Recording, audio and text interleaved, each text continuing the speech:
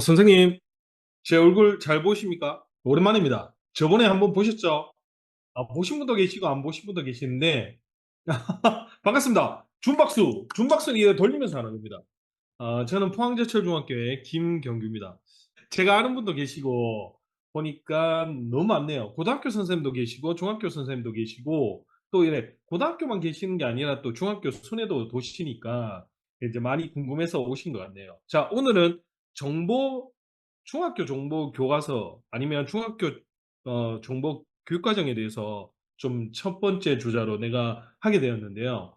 여러분들 한번 들어보시기 바랍니다. 그리고 제가 어떤 영역을 이야기해 줄 거냐면요. 1영역인 컴퓨팅 시스템하고 뭐 3단원, 교과서의 한 3분의 1에서 2분의 1 정도 차지하는 알고리즘과 프로그래밍 부분 영역에 대해서 좀 이야기해 줄까 합니다. 제가 주어진 시간은 얼마 없어요. 그래서 전체적인 교과서를 어떻게 훑어보고 선정하는 것도 이야기를 좀 해줄 거고 또 교육과정과 어떻게 연결을 해서 교과서가 잘 구성이 되는지 이렇게 구성이 되면 좋은지 한번 의견을 한번 드릴까 합니다. 지금 시작하겠습니다. 일단은 전반적으로 어제 교수님께서 교육 과정에 대해서 한번 훑어줬다고 하니까 저는 간단하게만 이야기해 줄까 합니다. 정보 교과의 역량은 당연히 변화가 있었습니다. 그죠? 여기 보시면 협력적 문제 해결력이 삭제된 것보다는 저는 하위 영역으로 갔다고 저는 생각합니다. 그리고 이제 인공지능 소양 영역이 추가되었다는 거. 이거는 누구나 할 수 있습니다.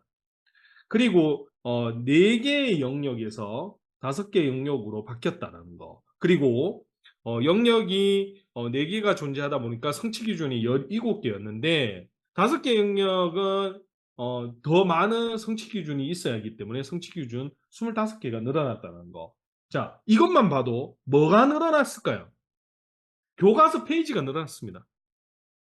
교과서 페이지가 보통 한 200페이지 내외 초반이나 아니면 200페이지가 안 됐었어요. 중학교 교과서가. 근데 지금은 한 240, 50페이지 정도 나올 겁니다. 그러면 도대체 이 많은 페이지의 교과서 내용을 구성되어 있는데 이거를 어떻게 다 가르쳐 줄 수 있을까? 어떻게 또 처음 수업하는 선생님께 어떻게 다가가면 좋을까? 교과서는 어떻게 구성이 되면 좋을까라는 고민이 들 거라고 저는 믿어 의심치 않습니다. 그렇기 때문에 제가 왔습니다. 김경규 KKK 서울의 별 아시죠? 네, 그래서 오늘 간단하게 그 이야기를 해줄까 합니다. 일단은 요 보시면 제1단원에 보면 원래는 정보문화가 있었는데 이게 영역의 이름이 바뀌면서 제5 영역으로 빠지고요. 디지털 문화로. 그리고 컴퓨팅 시스템을 1영역으로 뒀습니다. 저는 이렇게 생각합니다. 디지털 대전환 시대에 디지털 소양이 떨어지는 우리 학생들에게 먼저 이런 소양을 조금 더 키워주는 게 좋지 않을까. 왜 그러냐면 내년부터는 정보, 영어, 수학, 특수국어, 디지털 교과서가 적용이 됩니다. 근데 컴퓨터 시스템의 동작 원리도 모르는 상태에서 그냥 이걸 만지고 적용하고 좀 그런 것 같아요. 그죠? 그래서 이 영역이 포함된 것도 있지만, 이 영역이 앞부분에 오면 뭐가 좋으냐면, 그 영역과 영역을 연계시킬 때 아주 좋습니다. 저번에 제가 처음 연수를 할 때 이런 얘기를 했었죠. 컴퓨팅 시스템 구성하는 기본적인 요소에 대해서 이해를 하고 난 다음에 인공지능 기초가 되는 데이터에 대한 문해력을 잘 형성시켜 놓으면 문제 해결 기반으로 되어 있는 영역인 알고리즘과 프로그래밍, 인공지능에 대한 이 영역을 아우를 수가 있습니다. 이걸 가지고 프로젝트 수업을 할 수 있다라는 거죠. 프로젝트 수업을 왜 했냐? 그것은 2022 개정 교육 과정에 답이 있습니다. 그 답은 여기 있습니다.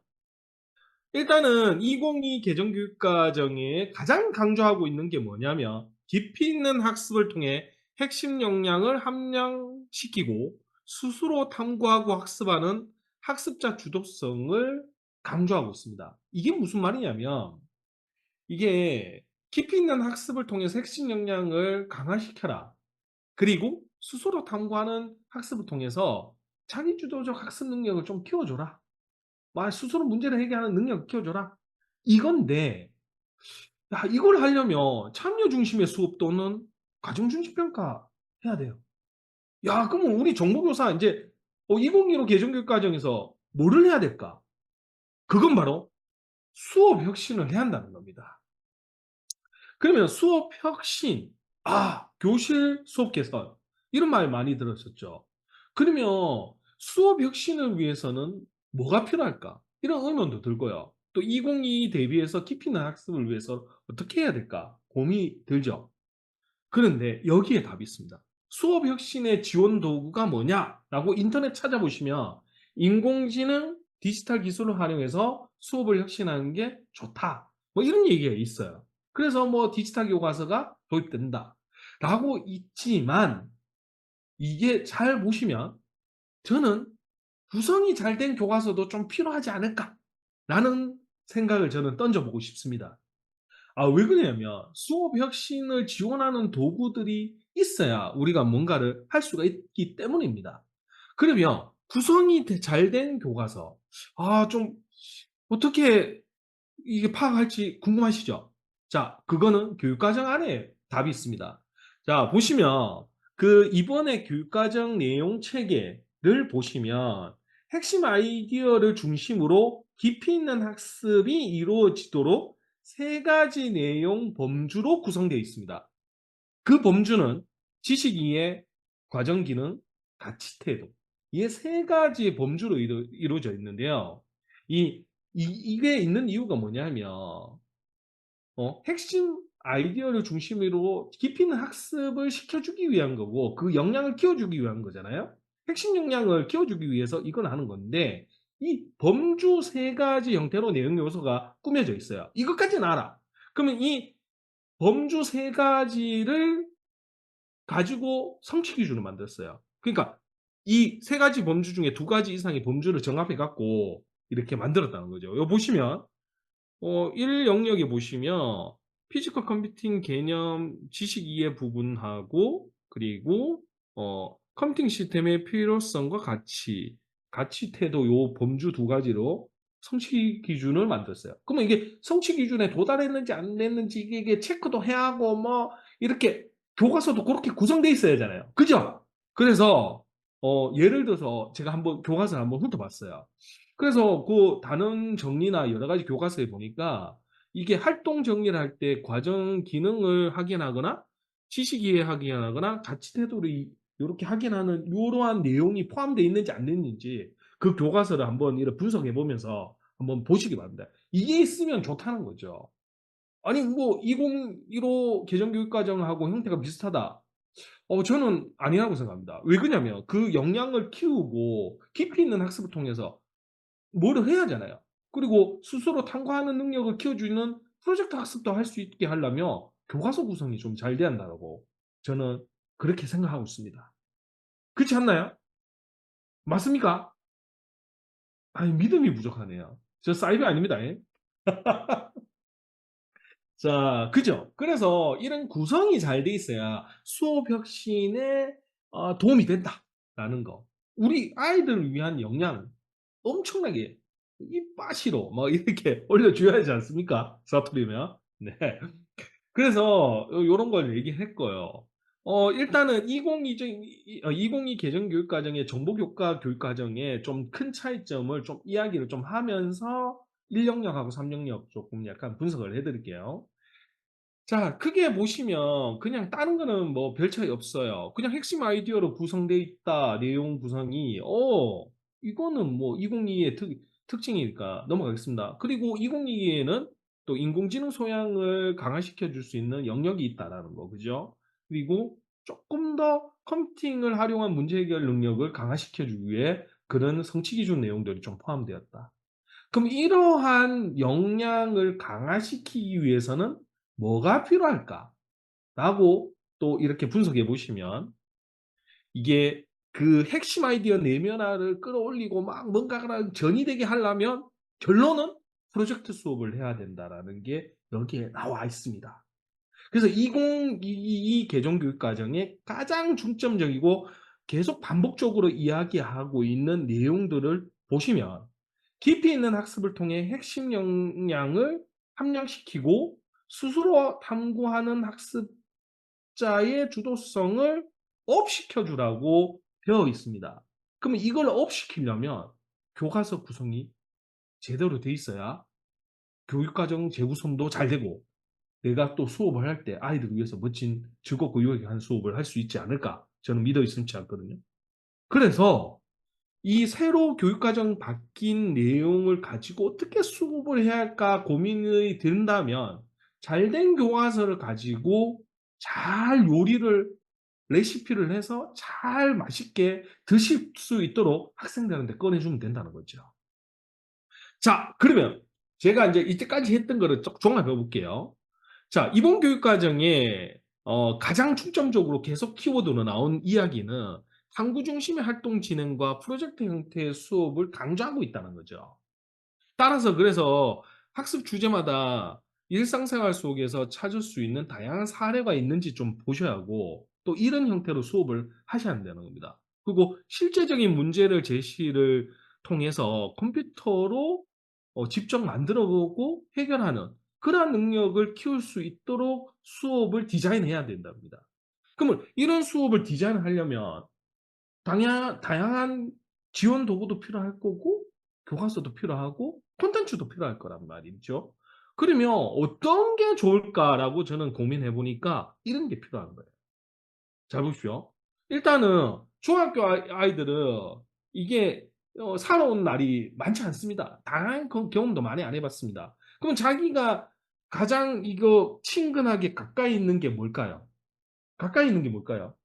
학교 생활하고 집 생활밖에 없어요. 그죠? 가정 생활 그죠? 그러면 학교에서 있는 날이 우리 하루의 거의 절반이라고 저는 생각합니다. 그래서 중학생에 적합한 실생활 사례라면 학교에서 일어나는 그런 사례를 가지고 프로젝트 수업할 수 있는 내용으로 구성되어 있는 그런 교과서가 좋지 않을까 저는 그렇게 생각합니다. 그래서 그냥 단순하게 개별 학습에서 끝나는 게 아니라 개별 학습에서 프로젝트 학습으로 전환을 도와주는 교과서. 그런 교과서가 좋다는 거죠.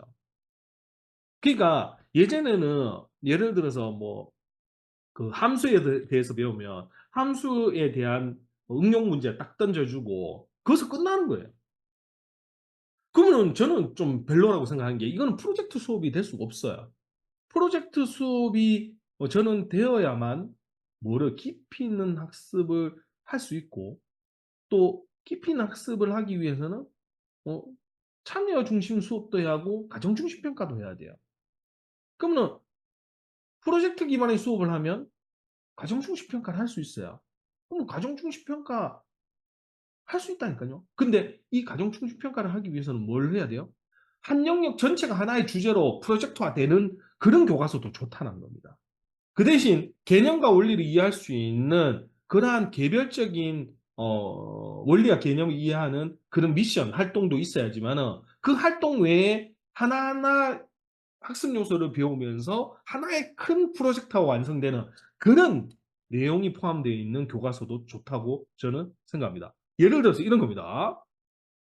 이거 보시면 예를 들어서 뭐 문제 이해 분석부터 알고리즘 설계, 프로그래밍 영역 전체가 하나의 프로젝트가 완성되는 그런 내용으로 구성되어 있는 교과서 한번 찾아보시기 바랍니다. 뭐 예를 들어서 처음에는 얘들아 우리 그 반티 정해야 하는데 맨날 중학교 애들 막 반티 막 맨날 선정하는데 막 투표 프로그램 돌리고 막 이거 선정하는데 싸우고 또 막 다른 반과 겹친다고 또 싸우고 막 이러잖아요. 막 이런 것 때문에 고민하고 있는 이 시기 때 이 프로그래밍을 가르쳐 준다면 와 기가 막히게 학살정하고 이 내용하고 딱 맞아떨어지지 않을까요? 그래서 여기 보시면 여기 처음에는 인제 문제를 제시하고 그 문제를 이해 분석하고 그러고 난 다음에 그 문제 해결 방법 찾아서 추상을 통해서 문제 해결 방법 예 요약을 하고 그걸 통해서 문제 해결 방법 찾아서 알고리즘 설계하고 알고리즘 설계한 다음에 뭐 해야 돼요? 프로그래밍 활동.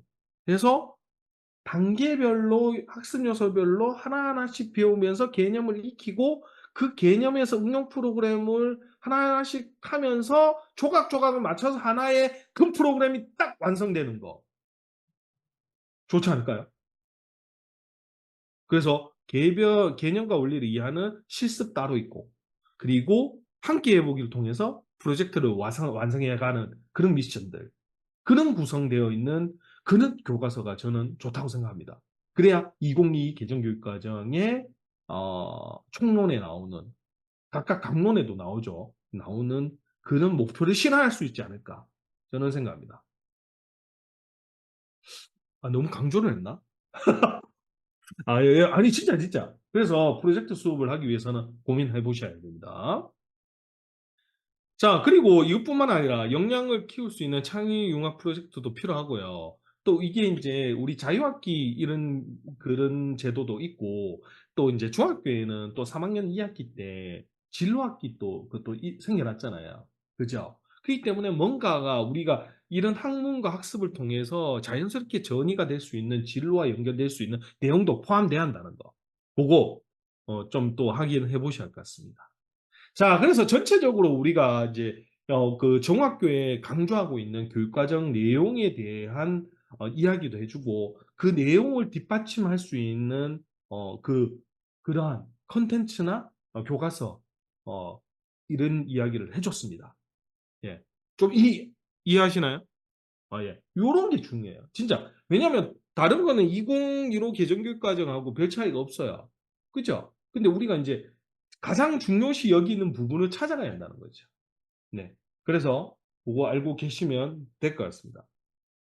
자, 여기 보시면 일단은 제가 12분 남았기 때문에 쭉 가겠습니다. 그러면 제가 맡은 영역, 세부 영역으로 가겠습니다. 자, 1영역에 있는 컴퓨팅 시스템 부분하고 3영역 부분하고 이야기를 해줄 거 같은데 그냥 핵심만 얘기할게요. 자, 보시면 일단은 이 1영역은 하드웨어와 융합하는 그런 단어라고 저는 생각합니다. 왜냐하면 아이들이 초등학교 때 뭘 배우고 오냐면 정보교육과정 보시면 그냥 간단한 선택, 뭐 순차 반복에 대한 알고리즘 설계하는 부분하고 변수하고 이런 간단한 프로그래밍 하고 끝나거든요. 인공지능도 간단하게 뭐 체험하고 뭐 이런 식으로 하다 보니까 이거를 뭐 저 소프트웨어하고 하드웨어를 유기적으로 연결시켜서 동작지하는 프로그래밍 활동은 뭐 안 돼 있어요. 그럼 체험만 하고 오는 거예요. 근데 여기서 이제 하는 거죠. 그럼 이제 가장 중요한 게 이제 우리가 정보교사 때 되면서 2015 개정교육과정 때 가장 고민됐던 게 이제 교구 선택하는 거였는데 내가 이제 교과서 전체 쭉 보니까 거의 이제 통일됐어요. 통일됐는데 그래도 한번 이제 한 번 더 언급을 한번 해 볼까 합니다.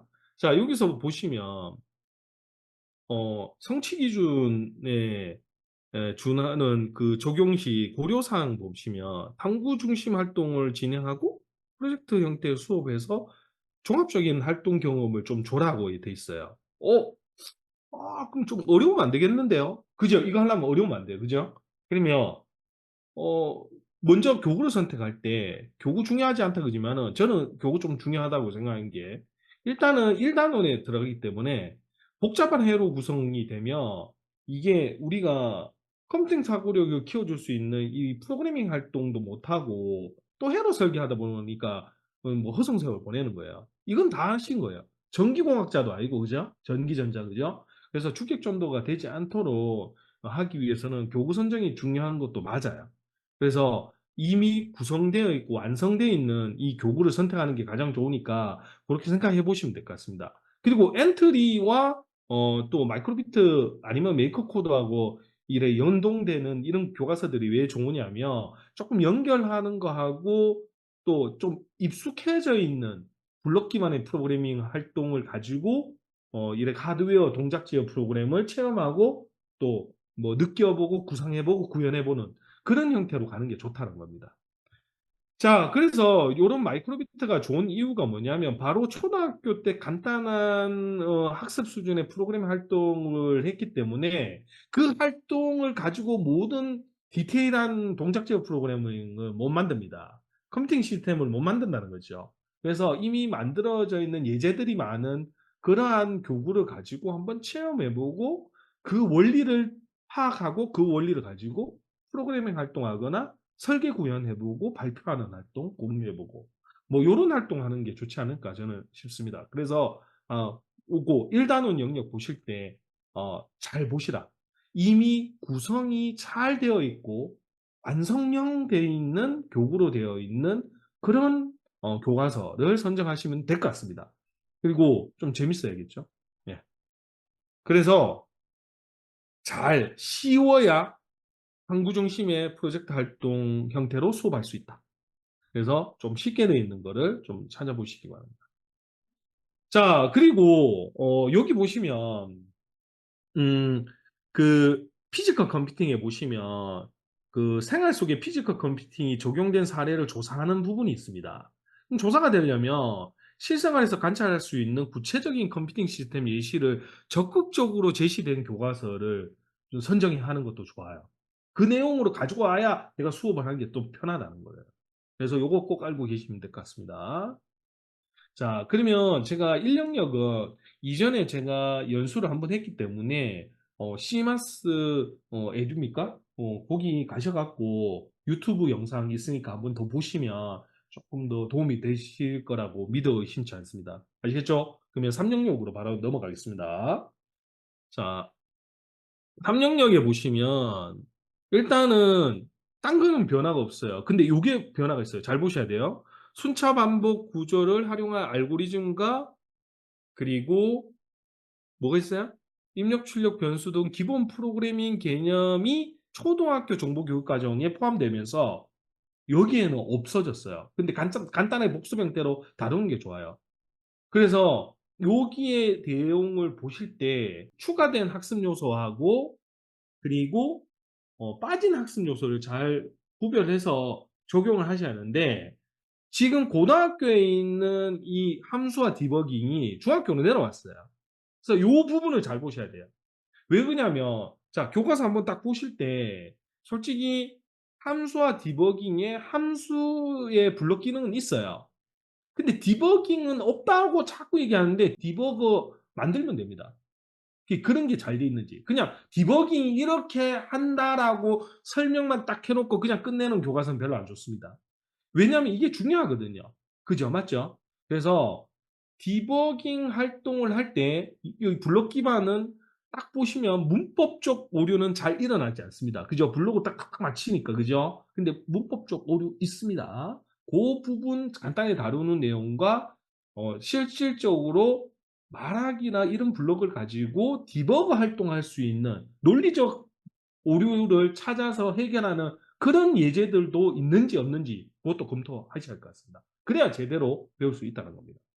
자, 그래서 요런 새로 생긴 영역의 부분의 내용을 좀 검토해 보시고 그리고 프로그래밍이 자연스럽게 연계되어서 하나의 큰 프로젝트가 완성되는 형태가 있는지 아니면 또 프로그래밍을 배우고 난 다음에 마지막에 프로젝트 활동에서 단순하게 간단한 프로그램 시뮬레이션으로 만들어서 끝나는 게 아니라 1 영역과 3 영역이 연계돼서 하나의 큰 프로젝트로 만들어지는 그러한 내용도 있는지도 보셔야 됩니다. 왜? 시뮬레이션에서 시뮬레이션 끝나면 흥미가 떨어집니다.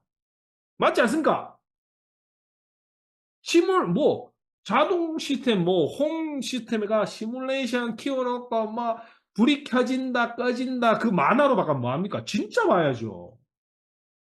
실제적 피지컬 컴퓨팅과 연계되는 거 보셔야 됩니다. 그리고 우리가 제가 프로그래밍 교육 제가 인제 교육 경력 18년 정도 됐는데 이게 계속 코딩 교육하다 보니까 가장 문제점이 뭐냐면 이게 학생의 이게 틀려요. 이게 수준이 틀리다 보니까 이게 스스로 자기 주도적 학습할 수 있는 방법이 없어요. 왜? 그 따라하는 거 코딩해 보고요. 응용하는 문제 딱 던져 주면 쪼끔만 어려우면 못 따라와. 그럼 어떻게 해야 돼요? 블록을 좀 주어 줘야 돼요. 블록을 주고 그 주어진 블록 가지고 끼 맞춰서 완성하는 그런 형태도 좀 추가된 그런 교과서. 그거 괜찮습니다. 왜냐면 그래야 스스로 문제를 해결하고 그 성취감을 얻은 다음에 자존감이 얻어지면 자기주도적 학습 형태로 바뀔 수가 있답니다. 그리고 이것을 활용해서 쪼끔 더 보완시키면 더 많은 문제가 있는 AI 코스웨어나 AI DT를 활용하시면 더 좋은 효과를 이끌어낼 수 있습니다. 자, 아시겠죠? 네. 그래서 이런 내용이 포함되어 있는지 보셔야 될 것 같습니다. 그래서 요래 제가 하나의 예제를 보여주면 간단한 학습 요소의 개념과 원리를 이해하는 실습 형태의 미션도 있고 또 추가되는 응용 미션이 계속 한 영역 전체를 아우를 수 있는 프로젝트 형태의 활동으로 되어 있는지 그것도 한번 보셔야 됩니다. 네, 그런 내용을 잘 보셔야 할 것 같습니다. 아시겠죠? 그리고 이제 아까도 말씀드렸듯이 성취 기준 적용 시 고려 사항에 보시면 1단원과 연계되고 4단원과 연계되는지 요런 연계되는 주제의 프로젝트 아니면은 활동이 있는지도 보셔야 돼요. 그래야 프로젝트 학습을 할 수가 있습니다.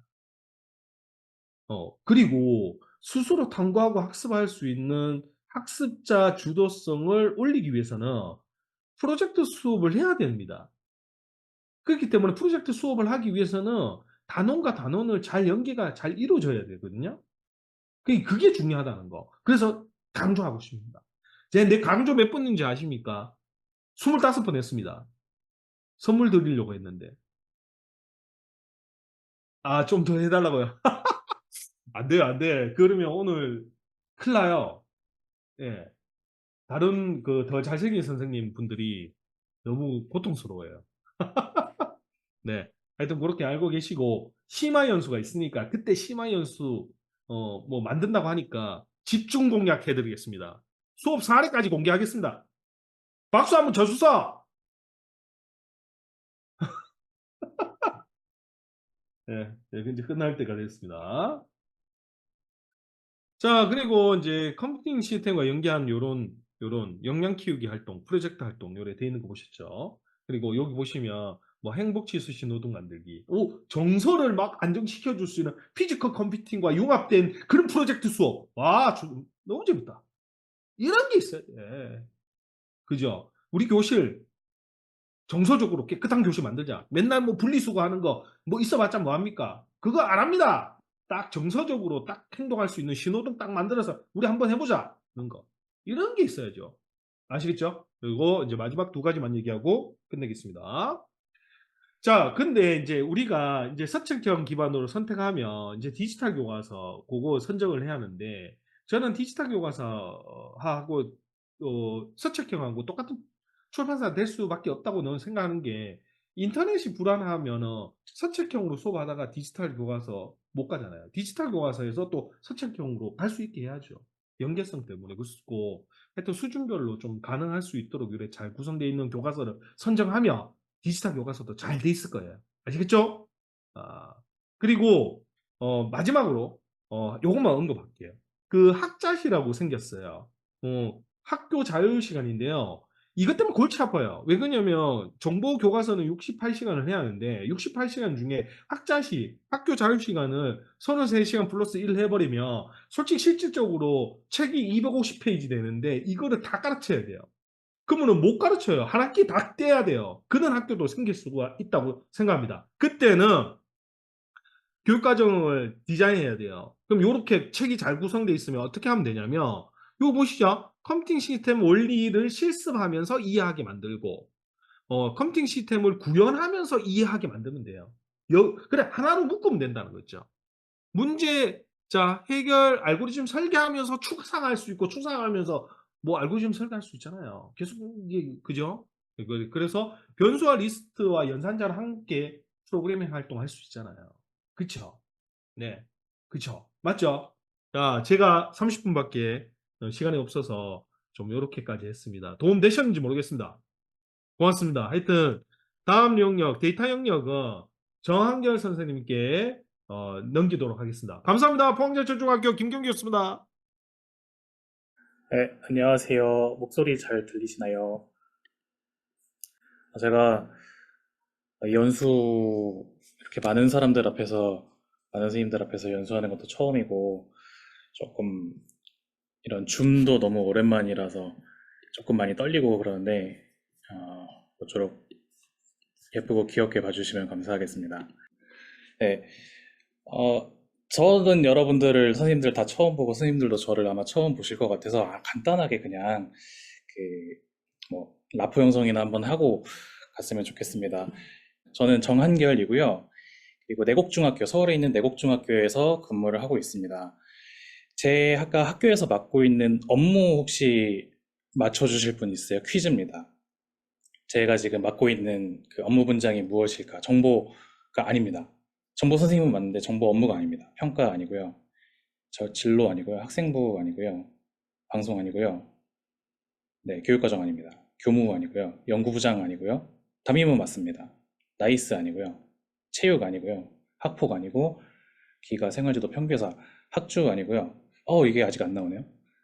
네, 제 업무입니다. 제 업무 분장이요. 미술쌤이요? 저 정보 선생님이고요.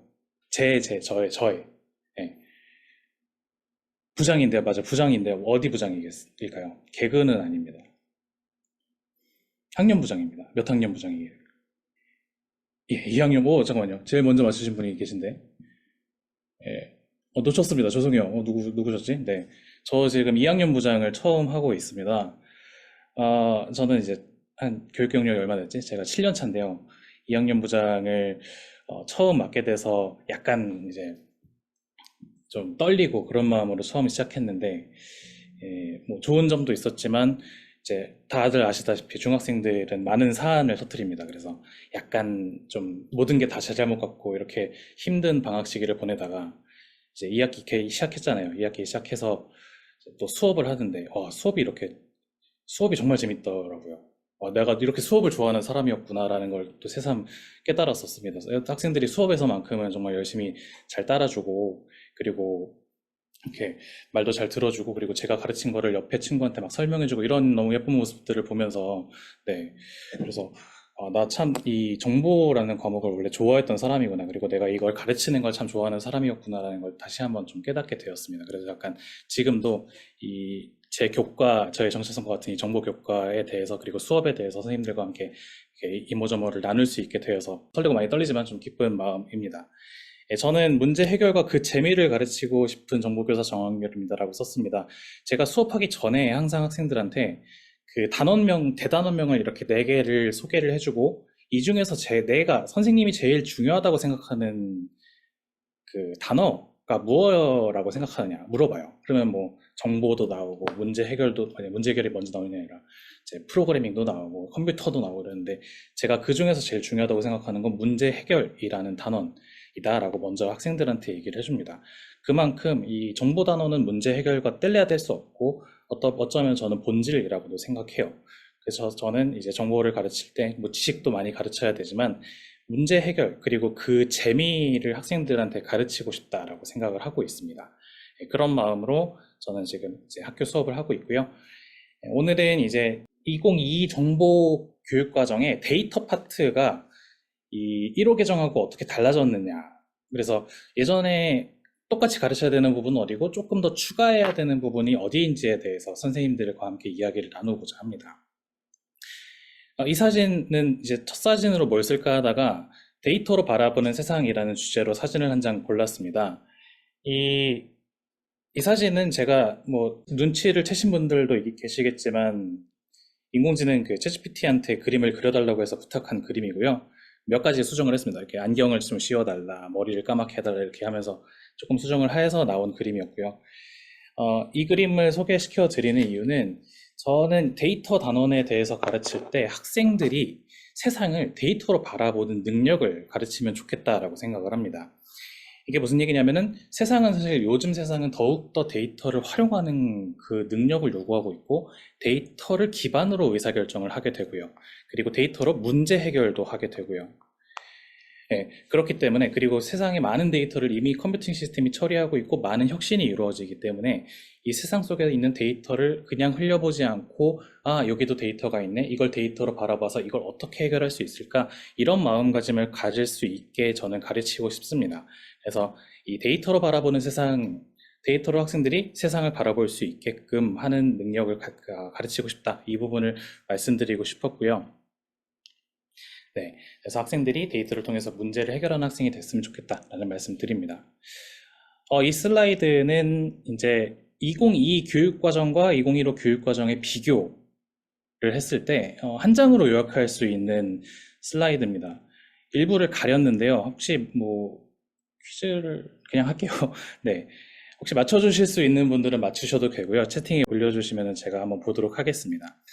일단 첫 번째는 디지털 데이터의 이건데요. 디지털 데이터의 긍정적 가치입니다. 디지털 데이터가 여기서 그냥 데이터가 아니라 디지털이 왜 긍정적인지를 가르치라 라는 이야기가 교육과정에 포함이 되어 있습니다.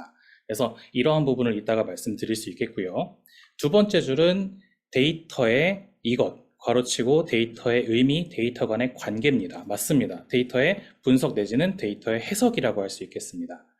데이터를 가지고 그냥 데이터를 가지고 수집하고 잘 예쁘게 정리하라는 걸 넘어서 데이터가 가진 의미와 관계를 해석해라 라는 부분이 좀 더 강조가 되는 게 2022 교육과정이고요. 세 번째는 이겁니다. 데이터 수집 분석을 통한 무엇이겠습니까? 시각화랑 비슷하고요. 아까 나온 단어입니다. 아까 나온 말입니다.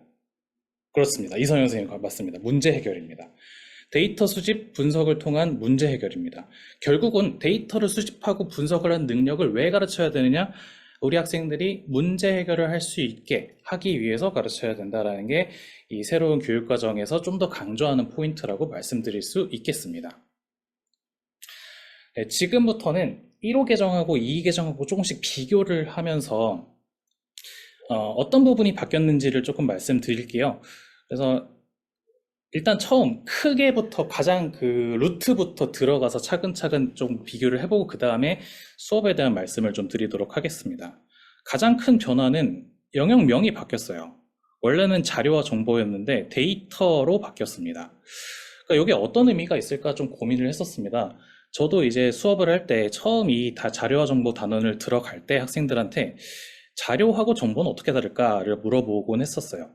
그래서 뭐 저는 영어로 번역하면 자료는 데이터고 정보는 인포메이션이고 자료는 객관적인 사실이고 정보는 의미나 문제를 해결할 수 있는 형태의 가공된 형태다 뭐 이렇게 얘기를 하는데 개념적으로는 그렇게 구분해서 가르치셔도 되고 그게 틀리지 않았지만 사실 실제로 제가 수업할 때 보면은 자료라는 말도 쓰고 정보라는 말도 쓰고 좀 섞어서 많이 쓰더라고요.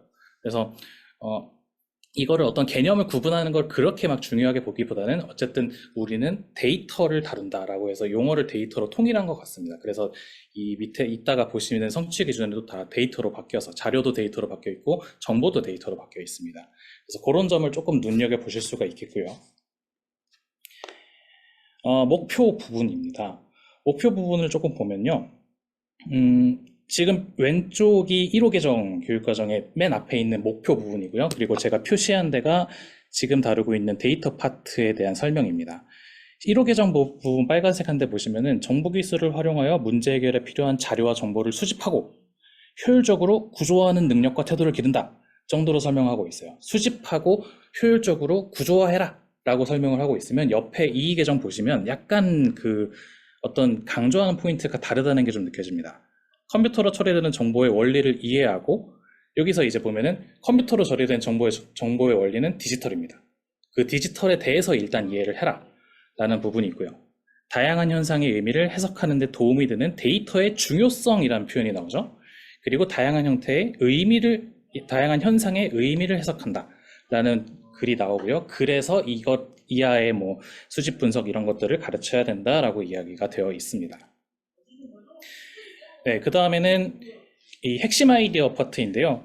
보시면 비슷한 어떤 차이가 느껴질 수 있겠습니다. 여기 보시면은 1호 개정 부분 보면은요. 자료의 정보와 표현, 그러니까 데이터 디지털 뭐 0과 1 가지고 그 유니코드 이런 거 가르치는 그 파트 있잖아요. 거기에서 이제 숫자, 문자, 그림, 소리 등 아날로그 자료는 디지털로 표현되어 컴퓨터 내부에서 처리된다. 이 정도로 사실을 이야기하는 수준이라고 하면은 오른쪽에 보시면 이 개정에는 데이터를 관리하기 위해서는 아날로그 데이터를 컴퓨터에서 처리할 수 있는 디지털 형태로 변환하는 과정이 필요하다라고 되어 있어요. 그러니까 이 디지털이라는 기술과 컴퓨터가 데이터를 관리하고 처리하는 데에는 필수다라는 어떤 그 의미가 내포가 되어 있고요.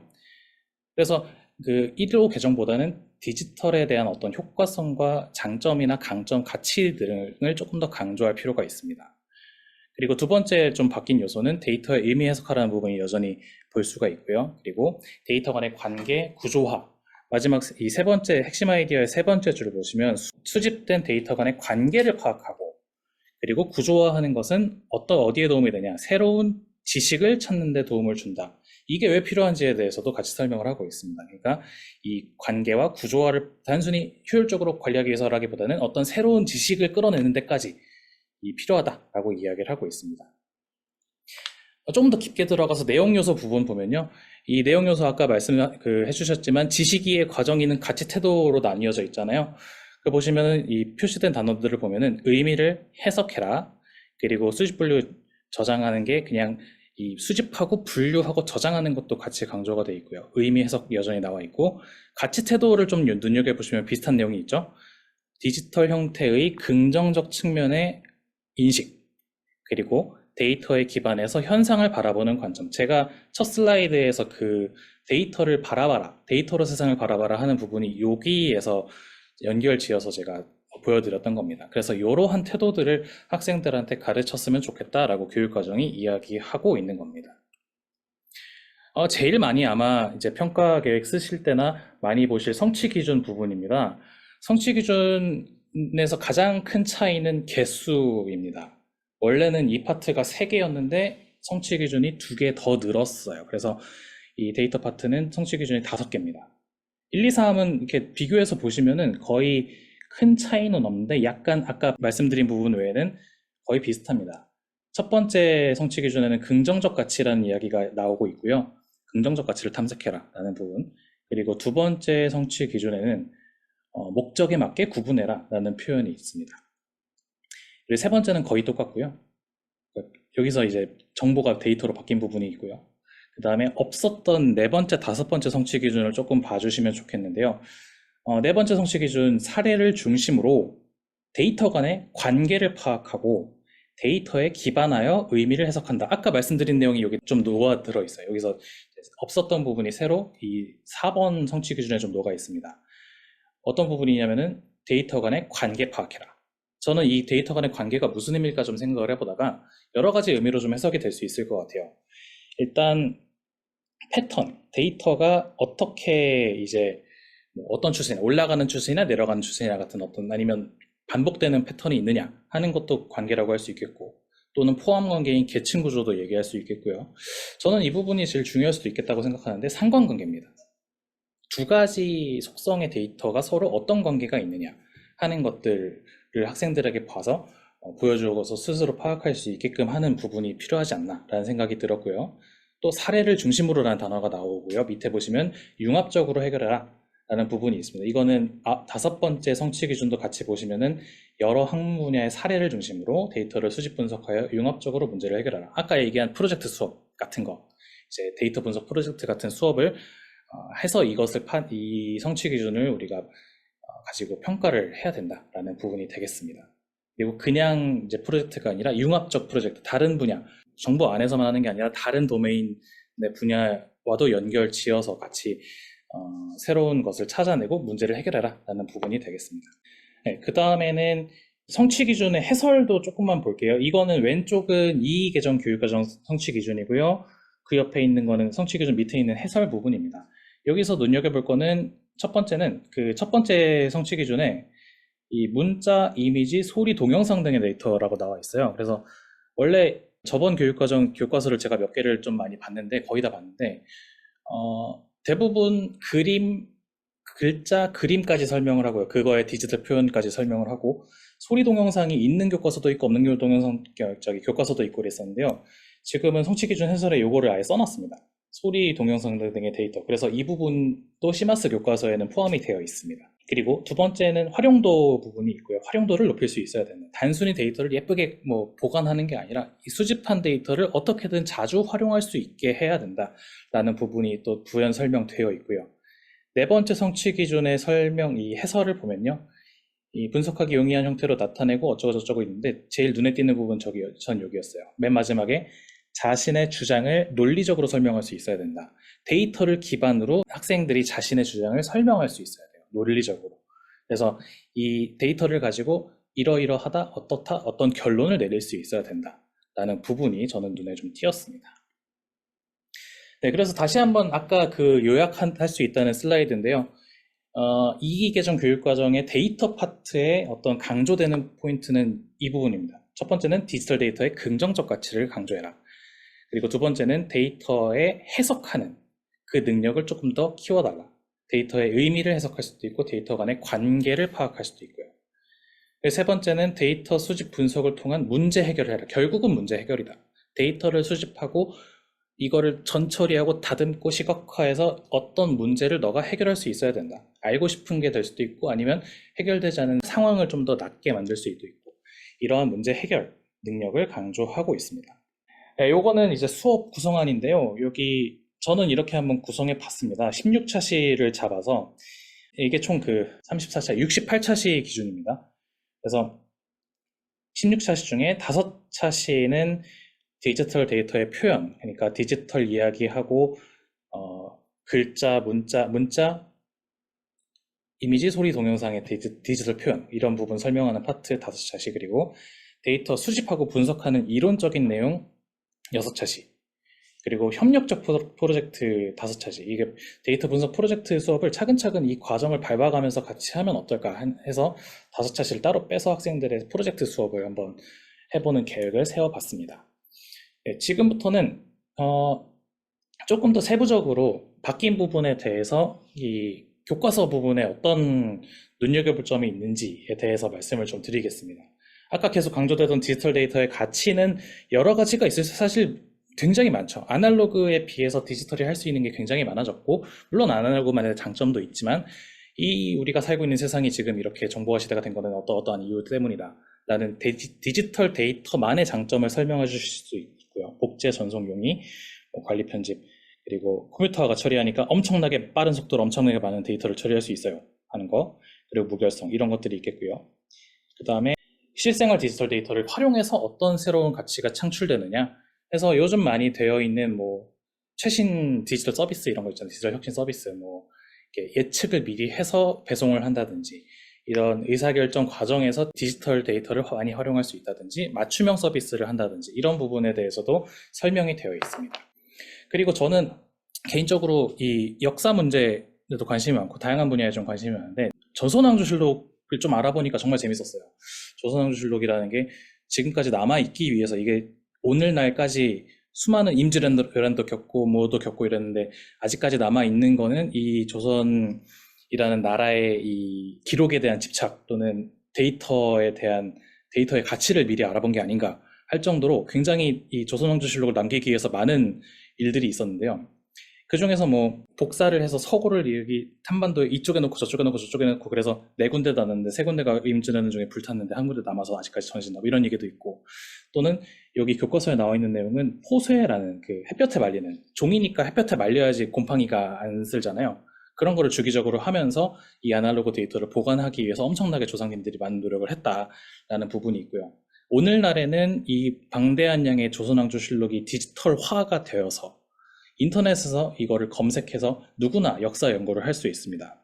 그래서 여기 실제로 활동이 있는 게 조선왕조실록 사이트에 들어가서 태종 이방원이 말 타다가 낙마했는데 그거를 사관한테 쓰지 말라라는 기록이 남아 있습니다. 쓰지 말라고 했는데 쓴 거죠.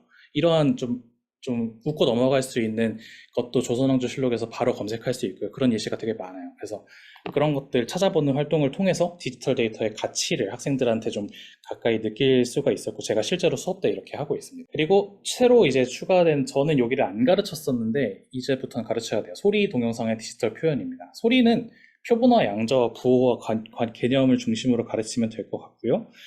그래서 요 부분이 이제 조금 간단하게 이렇게 설명이 되어 있고요. 그리고 동영상은 기본적으로는 이미지를 이어붙인 형태니까요. 이 프레임 FPS 개념 정도를 추가로 알려주시면 좋을 것 같습니다. 해상도나 이런 개념도 다 있고요. 그래서 제가 학생들이랑 수업할 때 여기 나와 있는 사이트, 피스켈이라는 사이트가 있는데 요거 학생들이 되게 좋아합니다.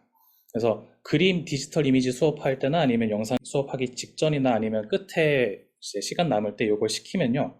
학생들이 픽셀 아트를 막 이렇게 그리기 시작해요. 색깔도 자기가 골라서 기본적인 것만 알려주면은 그 동영상도 만들 수 있어요. 여러 개 프레임을 이렇게 수합해가지고 많이 알고 계실 수도 있습니다.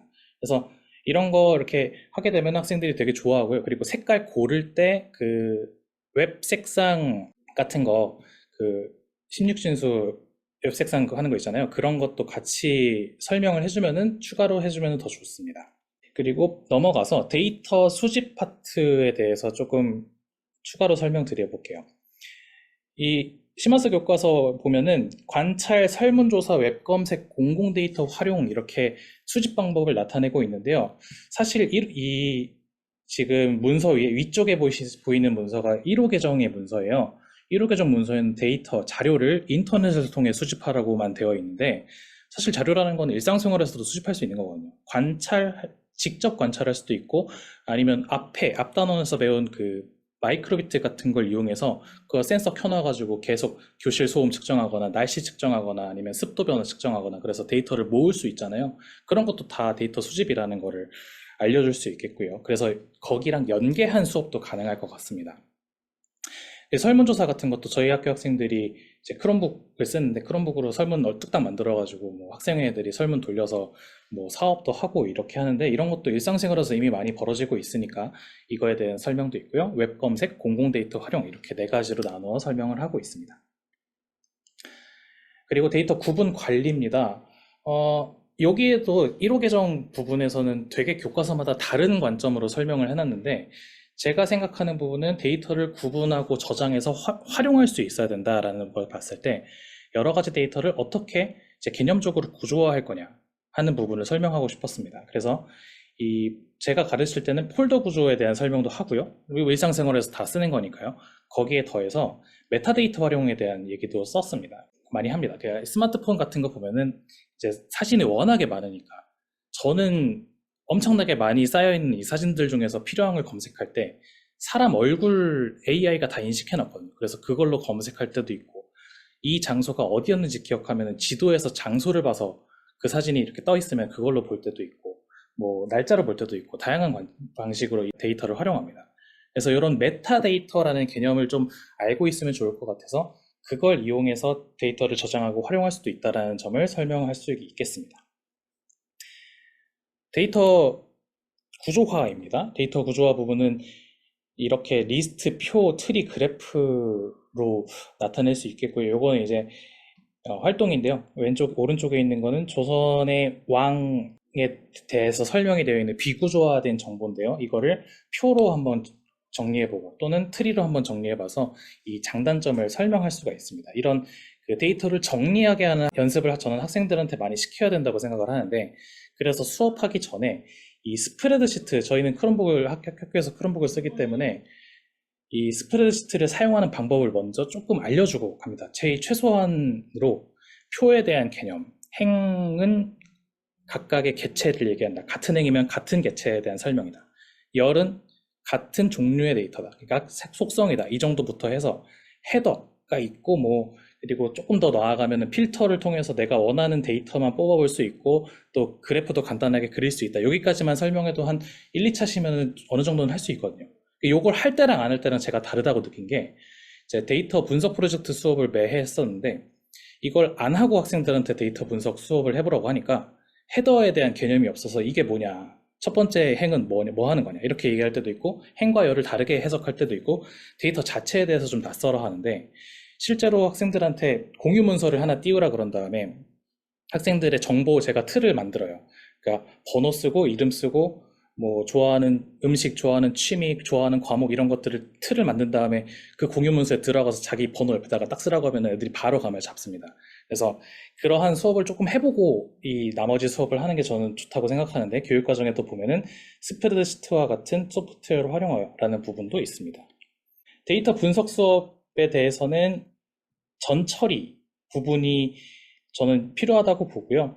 왜냐하면 비판적 사고를 해야 되기 때문에 그렇습니다. 데이터라는 게 항상 옳은 건 아니고 이상한 값이 있을 수도 있고 또는 빠진 값이 있을 수도 있고, 조금 더 이 비판적으로 데이터를 바라보고 이게 수정해야 되는 부분이 있다라는 부분도 알려줘야 될 필요가 있다고 생각하고요. 그리고 시각화라는 건 결국은 해석으로 들어가는 건데요. 이 아까 교육과정에서 계속 강조하는 데이터 간의 관계를 이야기할 때 이 시각화와 함께 설명을 해주시는 게 좋을 것 같습니다. 그래서 선그래프, 원그래프부터 해서 산점도까지, 산점도가 그 상관관계를 설명하는 시각화 방법이잖아요. 그래서 이런 것까지 좀 왜, 언제 쓰고 왜 쓰는지, 어떻게 그리는지 이런 것까지 좀 자세하게 설명할 수가 있습니다. 마지막으로 데이터 분석 프로젝트는 문제 발견, 수집, 구조화, 시각화, 해결 이렇게 5단계로 제가 나누는데요. 이런 단계를 거쳐서 학생들에게 수업을 진행할 수가 있는 교과서를 선정해 주셨으면 좋겠습니다. 그리고 이건 제가 데이터 분석 수업할 때 예시로 학생들한테 먼저 시켜보는 건데요. 학교 알림이라는 사이트에서 공개용 데이터 메뉴에 가면은 전국에 있는 학교들에 대한 데이터를 하나의 엑셀 파일로 받을 수가 있습니다. 분야별로 받을 수가 있고요. 제가 주로 활용하는 거는 이 학생 수예요. 학교마다 학생 수가 몇 명이 있느냐를 데이터를 가지고 다양한 관점으로 바라볼 수가 있습니다. 우리 학교, 내곡중학교는 강남 서초에 있는 학교인데요. 강남 서초에 있는 학교 치고는 되게 작아요. 근데 다른 강남 서초에 있는 학교는 학급 막 30명, 5명이 넘고 막 이렇게 됩니다. 반면 학생 수로 딱 정렬해 봤을 때 학생 수가 1명, 2명인 학교도 분명히 있어요.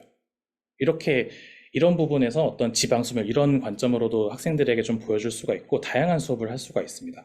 그래서 이 공공 데이터를 활용해서 데이터 분석 프로젝트 수업을 하면 저는 좋을 것 같고요. 다양한 방법이 있을 것 같고요. 마무리하자면은 이 결국 데이터 분석 프로젝트 수업이라는 거는 프로그램 능력만 가지고 되는 건 아니고요. 이 3가지를 같이 강조해 주셨으면 좋겠습니다.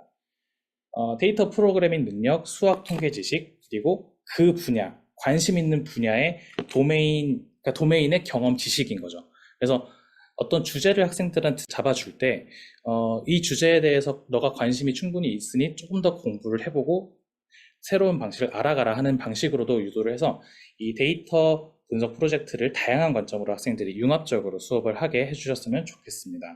네, 마무리를 하겠습니다.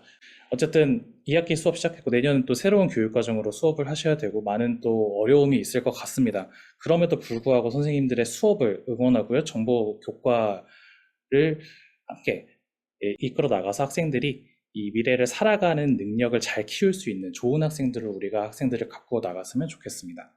여기까지 하고 다음 권순찬 선생님께 넘기도록 하겠습니다. 감사합니다. 네. 먼저 인사드리고 시작하겠습니다. 네, 저는 서울 충암중학교에서 근무하고 있는 전무교사 권순찬이라고 합니다. 만나 반갑습니다. 간단하게 선생님들하고 이야기를 나눌 수 있는 간단한 패들렛을 선생님들께 하나 링크를 공유해 드리도록 하겠습니다. 들어오실 수 있는 선생님들께서는 들어오시면은 좋을 것 같습니다. 네, 여기 들어오시면 먼저 선생님들이 아마 저희 인공지능 수업을 아마 처음 하시는 내년에 이제 만약 정보교과가 1학년에 배정돼 있다면 처음 인공지능 수업을 하시는 선생님들이 계실 거라고 저는 생각이 됩니다. 그래서 인공지능 수업 준비하면서 걱정되는 점들이 많으실 건데요. 그 이야기를 먼저 간단하게 하고 선생님들이 궁금하신 점이 있는 점을 조금 여기 지금 뒤에 나오는 부분에 대해서 같이 설명을 드리면 좋을 것 같아서 선생님들이 인공지능 수업하면서 걱정되는 점을 말씀해 주시면 좋을 것 같습니다. 패들렛 링크 클릭해서 들어오시면요. 네, 화면을 더블 클릭하시거나 오른쪽 하단에 있는 플러스 표시를 클릭하시면 여기다가 글을 남겨주시면 제가 보고 간단하게 설명드리도록 하겠습니다. 네. 와, 많이 돼 있는데요. 사실 인공지능 수업을 하면서 선생님들이 걱정하시는 것들 중에 하나가 바로 어떤 도구를 사용을 해야 될까? 첫 번째는 마이크로 파이썬에 대한 이야기가 나옵니다. 네. 지금 아마 여기 적어주신 선생님들 중에 윤리 부분에 대해서 어떻게 수업할지 고민도 하시고 특히 요즘에 딥페이크 영상 때문에 이야기가 많잖아요. 사실 저는 인공지능 수업을 2년 전부터 그 선택교과 과목으로 개설을 해서 진행을 하고 있습니다. 그래서 조금 제 경험 플러스 이제 어떻게 인공지능 수업을 어떤 흐름으로 잡아야 될지에 대한 이야기를 이번에 저희 시무스에서 집필한 교과서를 바탕으로 네, 생성형 AI 이야기도 어떻게 해야 될지 그리고 어떤 도구를 쓰면 좋을지 이야기를 한번 나눠보도록 하겠습니다.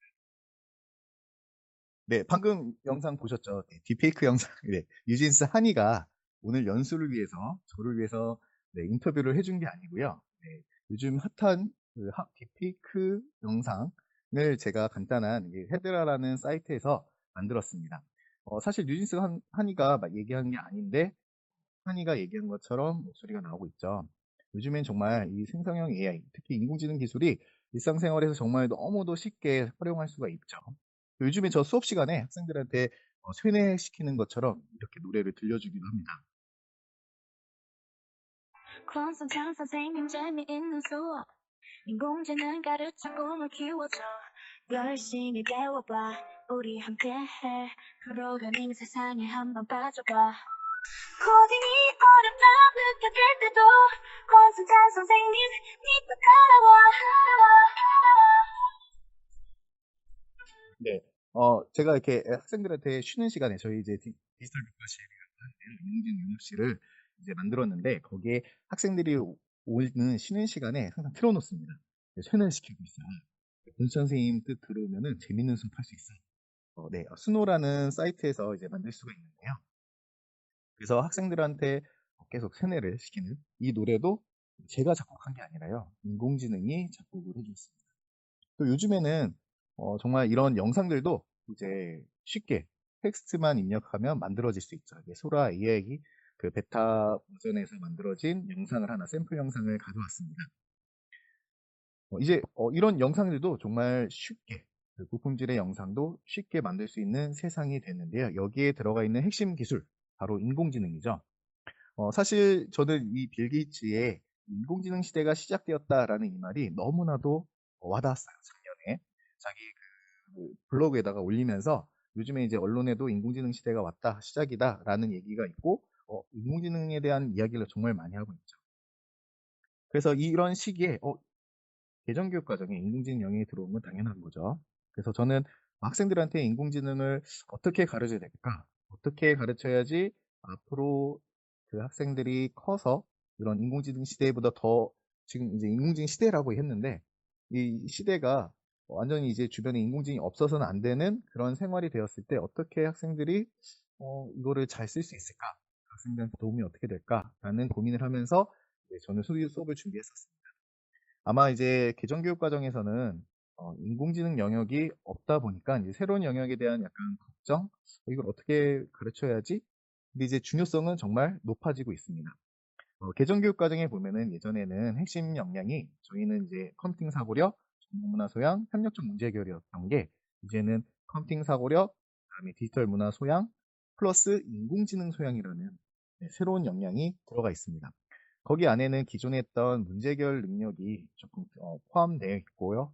거기에 이제 데이터 문해력, 인공지능 윤리의식이 들어가 있는 인공지능 소양. 그러니까 그만큼 인공지능에 대한 중요성이 더 강조되는 게 아닐까. 그래서 교육과정에서 인공지능을 어떻게 다뤄야 될지, 얼만큼의 비중으로, 특히 2단위 68차 시에서, 근데 이제 저 얼마 전, 지금 오늘 컨설팅을 갔다 왔는데 조금 속상한 일이 있었는데, 이제 자유 시간으로 앞에 34시간 정보, 나머지 2학기 때 34시간 자율과목으로 하다 보니까 원래 계획했던 68차 시 수업을 좀 원활하게 할 수 없는 그런 과정에서 어떻게 수업하지? 인공지능 소양, 인공지능 영역 어떻게 가르쳐야 될지 고민이 더 되는 거예요. 아마 오늘 이제 저는 이제 사실 그거에 대해서 간단하게 이제 12차 시 정도, 한 13차 시 정도는 가르치면 좋겠다라는 생각으로 구성을 해봤는데 그보다 적게 가르쳐야 된다는 얘기를 하네요. 그래서 영역 같은 경우에도 보시는 것처럼 4개의 영역이었던 게 이제 인공지능이라는 영역이 추가가 되면서 이제 5개의 영역이 되었습니다.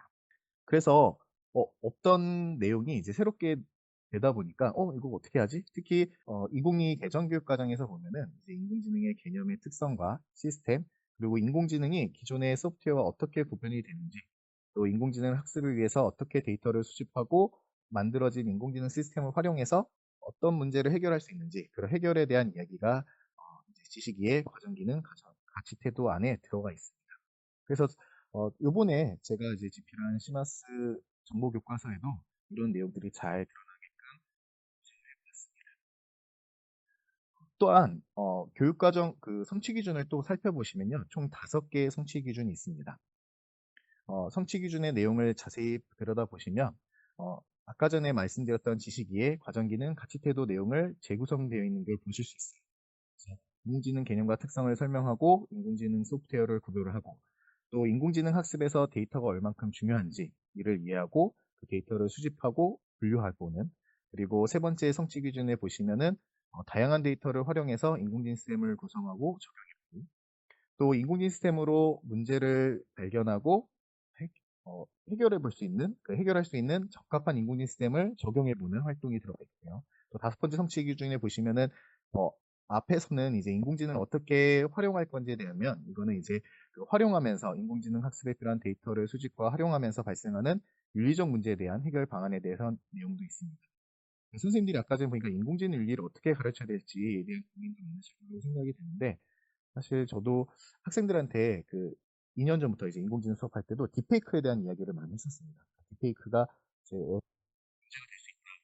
여러분들이 하는 그런 SNS 활동에서 노출되는 사진들이 잘못 활용됐을 때 이런 인공지능 기술이 정말 좋게 쓰이면 좋겠지만 나쁘게 쓰이면은 어떤 문제가 있을까 계속 얘기를 했었는데 이런 사안이 터지고 나니까 학생이 더 3학년 학생이 이제 1학년 때 배웠던 학생이 3학년 학생에 대해서 저한테 얘기하더라고요. 선생님이 말씀하신 게 되게 기억이 난다.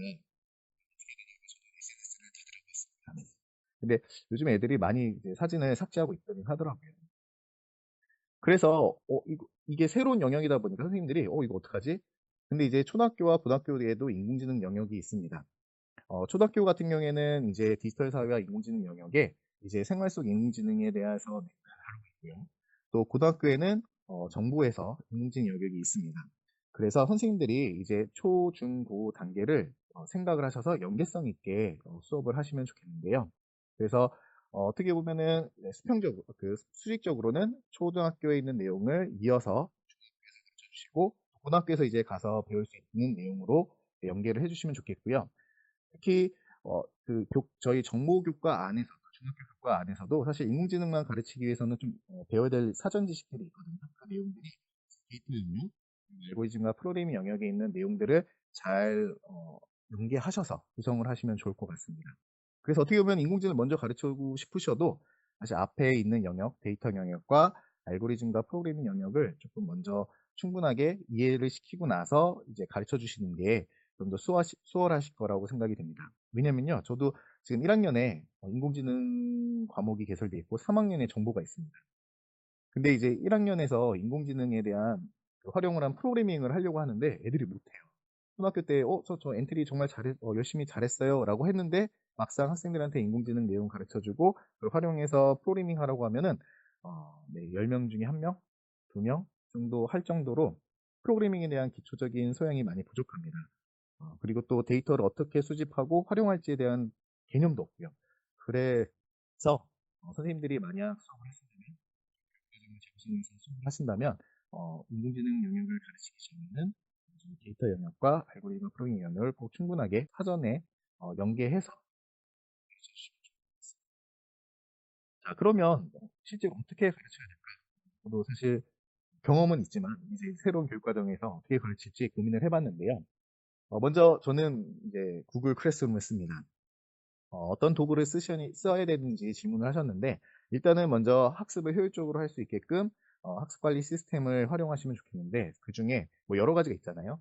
요즘에는 뭐 클래스팅도 있고 뭐 여러 가지 인공지능을 활용한 여러 가지 LMS도 있지만 그 중에 저는 그냥 구글 클래스룸이 가장 좋은 것 같습니다. 팀즈를 활용할 수 있고요. 또 이런 그 교육과정에 보시면 이런 평가 방법에 이런 디지털 도구들을 활용하라는 내용들도 있습니다. 근데 이제 도구를 활용하기 전에는 당연히 그거를 잘 쓸 수 있게끔 교육을 시켜주시는 게 좋은데 사실 그런 걸 가르치려면 시수가 부족하잖아요. 그래서 쉽고 빠르게 습득할 수 있는 거는 제가 봤을 때는 구글 클래스룸이 최고인 것 같습니다.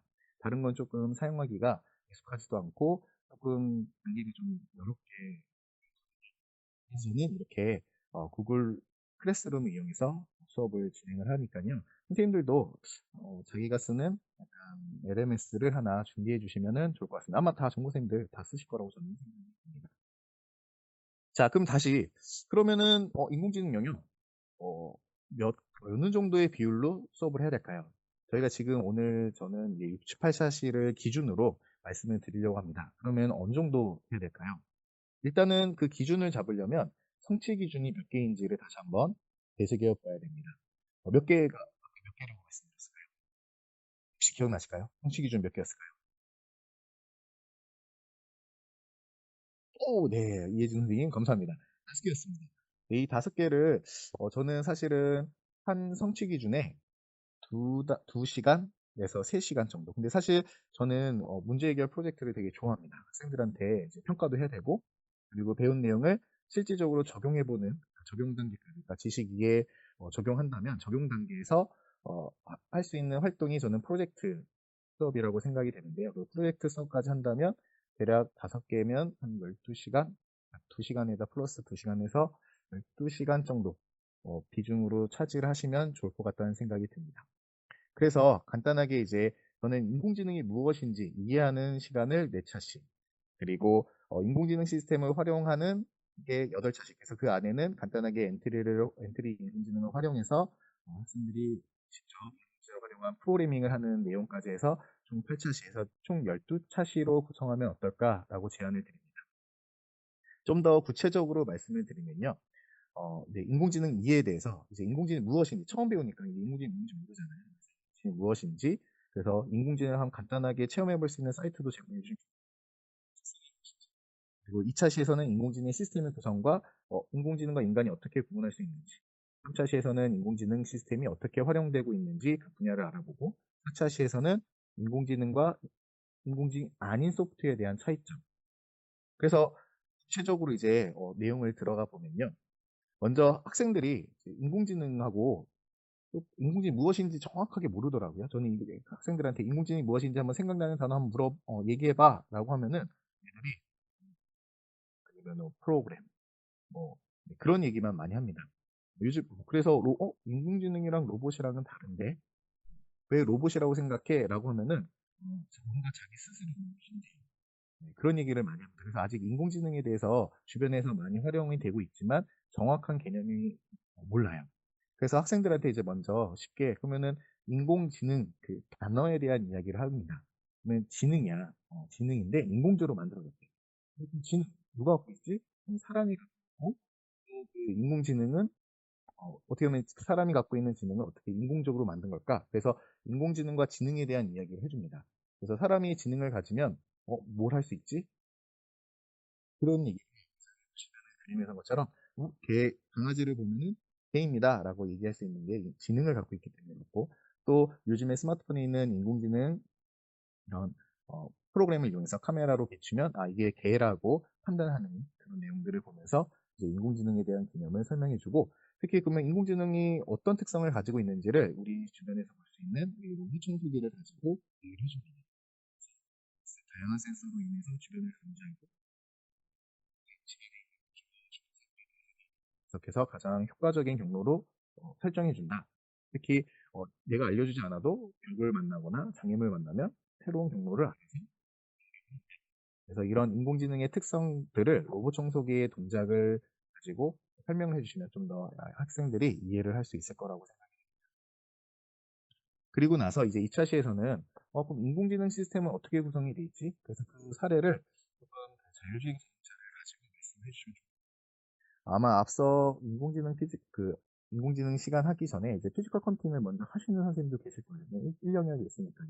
이때 아마 간단하게 하실 수 있을 거고, 거기 이제 로봇을 이용해서 하시는 분도 있는데, 이때 약간 그런 로봇이랑 연계될 수 있는 이게 피지컬 도구로 예시를 들어서 설명을 해주셔도 좋을 것 같습니다. 그래서 인공지능이 어떻게 동작하는지 자율주행을 가지고 말씀을 해주시고, 인간과 기계가 어떻게 구분이 되는지, 특히 인공지능이 어떻게 구분이 되는지 튜링 테스트를 간단하게 이제 언플러그드 활동을 하시면 인공지능과 인간의 차이점, 그리고 인공지능에 대한 특징을 좀 더 쉽게 이해할 수 있으실 건데요. 이거에 대한 활동에 대한 자세한 내용은 시마스에 보면 모두를 위한 인공지능 언플러그드라는 책이 있습니다. 그 책을 활용하시면 좀 더 다양한 활동들을 하실 수 있는데 저는 이제 튜링 테스트는 되게 간단합니다. 컴퓨터의 역할을 하는 사람과 인간의 역할 두 가지인데 이때 이제 질문을 통해서 누가 컴퓨터고 인공지능인지 누가 인간인지를 구분하는 활동입니다. 대신 컴퓨터 역할을 하는 그러니까 인공지능 역할을 하는 사람은 이제 본인의 생각을 얘기하는 게 아니라 정해진 질문지에 있는 그 대답지를 보고 정답지를 보고 대답을 하는 겁니다. 그걸 통해서 학생들이 누가 인간인지 누가 컴퓨터, 인공지능인지를 판단하는 활동인데요. 이걸 통해서 학생들은 이제 인공지능과 사람의 차이점을 이제 알고 특히 인공지능의 특징을 알게 되는 거겠죠. 그래서 이런 활동들로 같이 해주시면 좋겠습니다. 그래서 3차 시에서는 이제 인공지능이 어떻게 우리 주변에서 활용하고 있는지, 그 인공지능 시스템으로 해결한 사례들이 무엇인지를 이제 학생들과 함께 찾아보시면 좋을 것 같습니다. 그러면 학생들이 인공지능이 이게 무엇이니까 우리 주변에 어떻게 활용하고 있는지 한번 자료조사해 보는 시간을 가져보시고 좋을 것 같고요. 그리고 지금 앞에 있는 배운 내용들을 바탕으로 일반 소프트웨어와 인공지능 소프트웨어는 어떻게 다른지 아까 전에 그 사람과 인공지능의 차이점에 대해서 언플러그도 활동했잖아요. 그럼 우리 앞에서 3영역에서 배웠던 일반적인 프로그램과 인공지능 프로그램은 뭐가 다르지? 하면서 이제 주변에 있는 인공지능 장치들을 찾아보면은 훨씬 더 쉽게 이해할 수 있을 것 같습니다. 학생들이 근데 가장 많이 이해를 못하는 게 일반 소프트웨어, 그러니까 일반적인 프로그램과 인공지능이 들어가 있는 프로그램의 차이점을 잘 이해를 못하더라고요. 특히 에어컨 같은 경우는 자동으로 이제 온도를 이제 조절을 해주잖아요. 그러니까 이거는 인공지능 아니에요? 자동으로 하니까요. 근데 그래서 애들한테 자동화와 인공지능화를 조금 구분지어서 설명해 주시는 활동들을 해주시면 좋겠습니다. 그래서 저는 학생들한테 인공지능 들었을 때와 안 들었을 때의 기능적 차이가 무엇 있을까? 그리고 만약 이제 이해를 했으면 이걸 바탕으로 인공지능 제품이, 그러니까 인공지능 기능이 들어가면 어떤 차이점이 있을까? 그거를 이제 학생들이 생각해 보는 시간을 갖게끔 해주시면 좋을 것 같습니다. 이제 두 번째에서는 이제 인공지능 시스템 활용인데요. 이때는 이제 앞서 배웠던 인공지능을 가지고 어떻게 활용할 건지, 특히 저는 이야기를 학생들한테 많이 해줍니다. 선생님, 기존에 그냥 프로그램 그냥 자동화하면은 되는 거 아니에요? 왜 굳이 인공지능을 써야 돼요? 저는 이제 얘기를 하는데요. 인공지능과 인간이 상호 협력하면은 훨씬 더 시너지 효과가 좋게 나온다. 특히 이제 미래에는 인공지능을 쓴 사람과 안 쓴 사람으로 그 활용하지 못하는 사람은 구분할 거다라고 하면서 이 기사를 보여줍니다. 그래서 AI 변호사와 인공지능 변호사의 이제 대회가 나왔었는데 거기에 되게 특별한 게 AI와 변호사 팀이 1등을 했어요. 근데 거기에 3등한 사람이 누구였냐면 일반인과 AI였습니다. 그러니까 일반인도 AI를 활용하면 일반 변호사보다도 훨씬 더 높은 능력을 가질 수 있는 거죠. 그래서 그런 얘기를 하면서 인공지능을 활용하는 게 앞으로는 되게 중요해질 거다. 그래서 어떻게 활용할 건지에 대해서 인식이 좀 집중할 거라고 생각이 됩니다. 그래서 인공지능에서 특히 중요한 거는 데이터인데요. 그 데이터를 어떻게 학습시키냐에 따라서 성능이 달라지는데, 그래서 이때 이 데이터는 인간이 학습할 때의 경험과 똑같은 게 데이터다라는 설명으로 그 학습된 데이터를 바탕으로 이제 판단을 한다라고 설명을 해주시면 좋을 것 같습니다. 그래서 이때 적용할 수 있는 활동에는 손인식 프로그램이 있는데요. 이제 인공지능 그 엔트리에 보면은 인공지능 블럭이 있습니다. 그래서 이걸 가지고 손에 동작을 인식하는 게 있는데요. 인식 못하는 게 있습니다. 왜 못할까요? 알려주지 않아서 데이터를 이용해서 학습을 시켜주지 않았기 때문에 그렇죠. 그래서 이렇게 인공지능은 데이터로 학습시켜 준 것만 이해한다라고 얘기를 해주시면서 이런 실습들도 같이 병행해서 해주시면 좋을 것 같습니다. 그리고 나서 이제 실제로 학생들한테 인공지능으로 어떤 문제를 해결할 수 있을까라는 질문을 던져서 인공지능으로 해결할 수 있는 문제들에 대해서 고민을 해보면 좋겠는데 이때 조금 애들이 잘못된 방향으로 갈 때가 있어요. 어떤 방향이냐? 억지로 인공지능을 적용시켜서 문제를 해결하려고 할 때가 있어요. 그러니까 일반적인 문제, 그러니까 일반 프로그램으로 해결할 수 있는 문제가 있고 인공지능으로 해야지만 좀 더 효과적이고 효율적인 문제가 있습니다. 그걸 조금 구분할 수 있는 눈을 가르치게끔 여러 가지 예시들을 제시해 주시면 좋겠는데 저는 이제 시각장애인을 위한 로봇 집합이라든가 멸종위기의 동물을 나 이제 방대한 데이터가 있을 때 그거를 가지고 어떻게 인공지능을 해결할 건지. 이제 텍스트 데이터 같은 경우는 이제 인식하기가 일반적인 소프트웨어로는 인식하기가 어렵잖아요. 그럴 때 이렇게 인공지능을 이용해서 학습 도우미로 활용할 수 있는 이런 예시들을 통해서 인공지능으로 해결할 수 있는 문제가 무엇인지 고 앞으로 이제 문제를 해결할 때 인공지능 문제를 찾아야 되거든요. 그때 이런 구분을 잘 할 수 있게끔 예시들, 사례들을 잘 제시해주면 좋을 것 같습니다. 그래서 이제 인공지능 시스템 활용할 때는 크게 데이터를 세 가지로 구분을 합니다. 이미지, 소리, 그리고 텍스트 이 세 가지 데이터를 가지고 학습을 시켜서 분류 모델을 활용하는 문제들의 예시들이 있는데요. 그래서 먼저 학습을 하기 전에 활동을 하기 전에 학생들한테 어떤 문제로 이미지 분류 모델을 가지고 어떤 문제를 해결할 수 있는지 그래서 이제 얼굴을 인식해서 주인을 알아보는 그 로봇 강아지 예시들이 있고요. 또 소리 분류 모델을 활용해서 어떤 문제를 해결할 수 있을지 그래서 주변에서 이제 소리를 가지고 해결한 인공지능 사례들을 이제 보여주고요. 그래서 그걸 바탕으로 앞에 이어서 그러니까 저희는 이제 바로 분절돼 있지 않고요. 앞에 로봇 강아지 이야기를 가지고 계속 이어서 그러면 주인의 목소리를 인식하는 걸 추가해보자. 그래서 조금씩 기능들을 이제 추가하는 내용들이 들어가 있겠습니다. 또 텍스트 분류를 이용해서 어떤 문제를 해결할 수 있을까? 통해서 그러면은 대화 도우미 챗봇 프로그램 만들면 좋겠네. 그래서 간단하게 챗봇으로 날씨나 시간, 음악 같은 거를 이제 재생해주는 그런 인공지능 프로그램을 만드는 활동이 들어가 있겠습니다. 그리고 나서 이제 학생들이 프로그램을 다 만들어 봤어요. 개발자 입장에서 프로그램을 만들어 봤으니까 이걸 바탕으로 학생들한테 이제 이런 인공지능 프로그램을 만들거나 활용할 때 윤리적 문제는 없을까라는 질문을 통해서 이제 인공지능의 윤리에 대한 이야기를 하면 좋을 것 같습니다. 그래서 주변에 여러 가지 사례들이 있는데 저는 이제 크게 두 가지 사례를 그래도 워낙 많거든요. 많은데 그 중에 사생활 침해와 편향성에 대한 이야기를 해주시면 좋을 것 같아요. 있는 사적 대화 유출, 개인정보 프라이버시나 아니면 개인정보 유출에 대한 이야기를 그리고 또 편향성이 들어갔을 때 잘못된 결과가 나온다는 이야기도 같이 해주시면 좋겠습니다. 이를 바탕으로 학생들한테 인공지능 활용할 때 이 윤리적인 문제를 발생하지 않게끔 우리는 어떤 노력을 해야 될지 그거를 서로 토론 수업을 진행을 해주시면 저는 이제 하브루타 토론은 되게 좋아하는데 그래서 찬성과 반대를 서로 번갈아 가면서 이야기를 나누게끔 하면서 자신의 생각을 정리하는 활동들을 해주시면 좋겠습니다.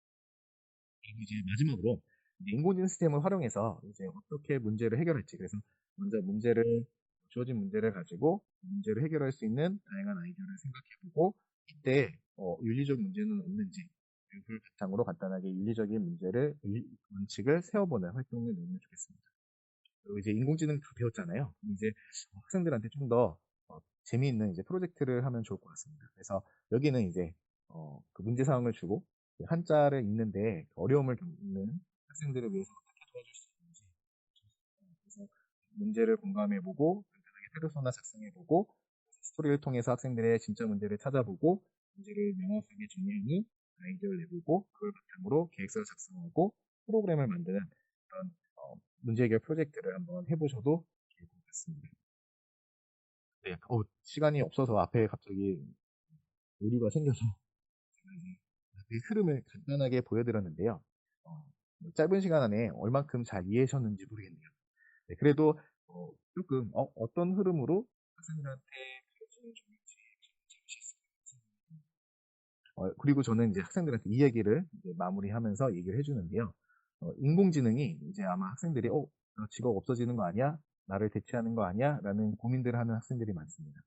근데 저는 인공지능 사랑하는 그 인공지능이 너를 대체하지 않을 거야. 인공지능을 사용하는 사람들이 대신할 거다. 그게 너가 인공지능을 배우고 잘 활용하면 사람이 될 거니까 너는 앞으로 더 잘 살 수 있을 거야 라고 하면서 이제 수업을 마무리했는데 선생님들도 아마 이제 수업을 하시면서 또 이런 얘기를 해주시면은 좋겠습니다. 다음으로 이제 김민기 선생님 수업을 할 텐데요. 너무 빠르게 해서 잘 이해하셨는지 모르겠네요. 그러면 여기서 저는 마무리하도록 하겠습니다. 감사합니다. 네, 고생 많으셨습니다. 오늘의 마지막 순서이고요. 자, 또 화면을 공유하고 진행하도록 하겠습니다. 네, 제 목소리 잘 들리실까요? 아, 네, 감사합니다. 어, 간단하게 인사드리고 시작하도록 하겠습니다. 저는 오늘의 마지막 연수이자 교과서의 마지막 영역인 디지털 문화 영역에 대해서 선생님들과 함께 나누게 된 설린 인터넷고등학교에서 근무 중인 김민기라고 합니다. 네, 만나뵙게 돼서 반갑습니다. 뭐 아시는 선생님도 이렇게 들어오신 것 같고, 여기 중학교 선생님 말고 또 고등학교 선생님도 있으신 걸로 파악이 되는데, 어쨌든 선생님들이 오늘 이렇게 시간을 내서 귀하게 연수에 참여해 주셨으니 조금이라도 도움을 받으셨으면 좋겠습니다. 간단하게 이제 제 소개하는 정보들이 쭉 써 있는데 뭐 특별한 건 없고, 제가 이제 이번에 2022 개정 교육과정에서 이제 정보교과서 집필에 참여했기 때문에 선생님들보다 아주 약간 앞서서 개정 교육과정이 어떻게 되어 있는지 열심히 분석도 해보고 어떤 식으로 이거를 학생들 교육에 풀어내야 될지 고민을 해봤다 정도로 좀 파악하시면 될 것 같고요. 그리고 오늘 이 중학교 정보에 관련된 설명을 하는데 이제 고등학교에 재직하는 선생님이 설명을 하네라고 또 의아해하실 수도 있어서, 또 바로 직전 학교가 이제 모 중학교에서 근무를 하고 있었고, 중학교 학생들에게 이제 정보 수업을 열심히 하면서 이런저런 고민을 했던 터라 선생님들에게 조금이라도 나눔에 도움이 됐으면 좋겠습니다. 어, 일단은, 요런 얘기를 처음에 제가 시작하려고 준비를 했는데요. 우리가 이제 어디를 가려고 길을 나서잖아요. 길을 나서는 이유는 당연히, 네, 목적지에 도착하기 위해서 길을 나선다고 저는 판단이 됩니다. 그래서 뭐 어떤 교과를 시작을 했으면은 끝까지 그 책의 어떤 뒷부분까지 우리가 과거에 무슨 모 수학 책의 앞부분의 집합 부분만 보고 그냥 끝내는 것이 아니라 끝까지 내용을 좀 숙지하면 좋지 않을까라는 생각을 항상 했었을 수 있는데, 저희 이제 이 정보 교과에서도 제가 오늘 함께 나누게 될 마지막 교과 영역까지 선생님들이 잘 이해하시고 학생들이랑 잘 활용하시면 좋겠다라는 마음으로 요 PT로 제가 처음에 시작하려고 했고요. 간단하게 뭐 생각을 해보면은, 우리가 뭐 과거에 무슨 이제 재밌는 뭐 콘솔 게임 같은 걸 이렇게 하더라도 그 여러 여정을 거치고 여러 내용을 진행하면서 마지막에 그 엔딩 장면 하나를 보느라고 그런 일을 저희가 진행을 하잖아요. 그래서 오늘의 이 연수의 마지막이자 이 마지막 단원에 선생님들이 이제 해피엔딩을 좀 그리는 그런 시간이 됐으면 좋겠습니다. 지금 이제 채팅창에 3단원은 오늘 내용이 없나요? 라고 물어보신 선생님이 있는데, 아까 맨 처음에 김경수 선생님께서 1단원과 3단원을 종합적으로 좀 말씀해 주셨고요.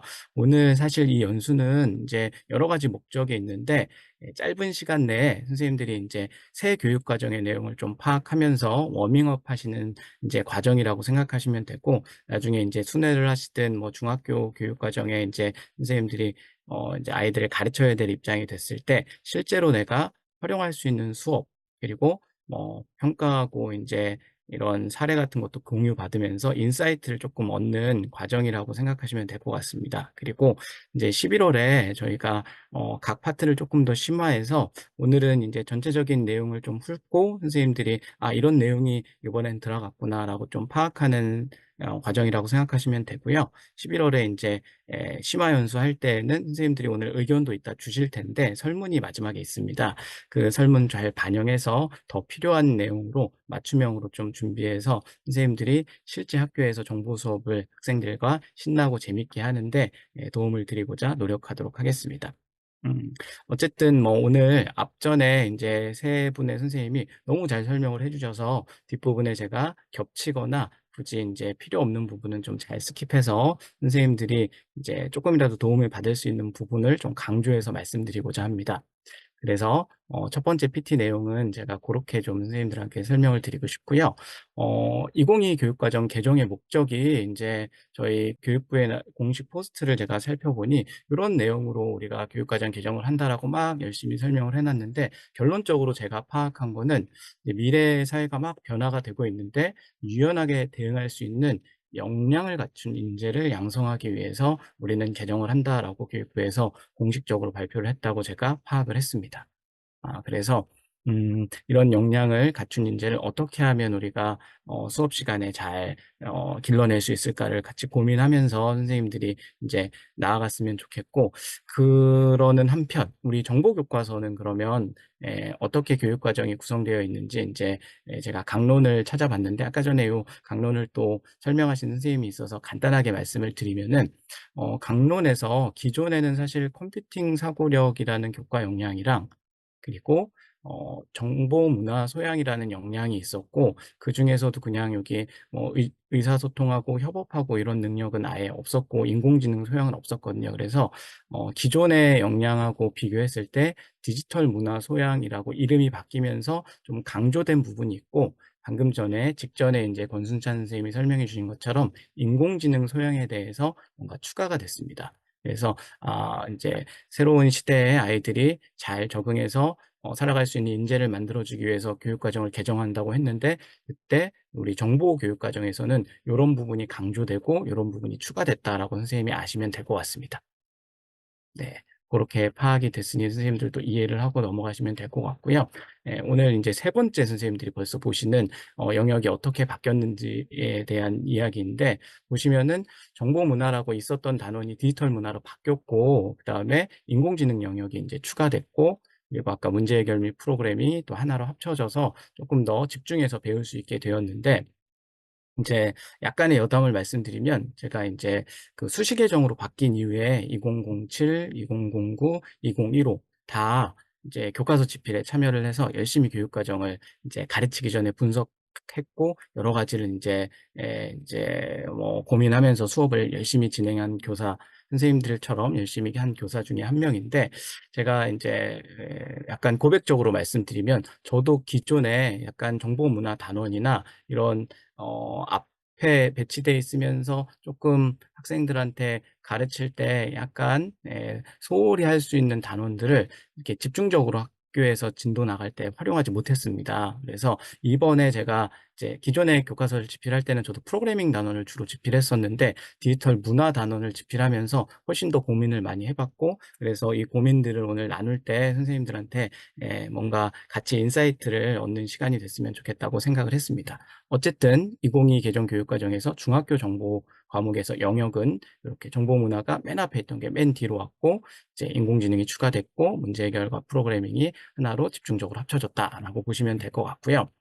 그래서 그러면 왜 우리 디지털 문화 단원이 맨 뒤로 왔을까? 그리고 개정 교육과정 이야기할 때 인제 우리 역량 부분에서 디지털 문화에 왜 뭐 다른 없었던 것들이 이렇게 추가됐을까? 제가 인제 감히 결론적으로 제 생각을 말씀드리면은, 아마 이런 것 같아요. 인제 앞에 내용을 제대로 알고 있지 못하면은 디지털 문화에서 뭔가 아이들이 배우고 습득하고 실천하는 것들이 좀 어렵다. 그래서 앞에서 개론적으로 배울 수 있는 파트는 아니고, 이전에 배웠던 내용을 좀 종합하고 적용해야 되는 파트라고 교육과정을 만드신 분들이 판단을 해서 이렇게 순서가 바뀐 걸로 저는 결론을 내렸습니다. 그래서 인제 여기에 교육과정 문서상에 봐도 이제 앞에 배웠던 여러 가지 기술의 발전들을 내가 잘 알고 있고, 그다음에 나의 진로에 내가 어떻게 적용할지를 좀 고민해서 적용할 수 있는 파트로 이 영역을 생각하시면 된다라고 제가 인제 결론을 좀 내려 봤고요.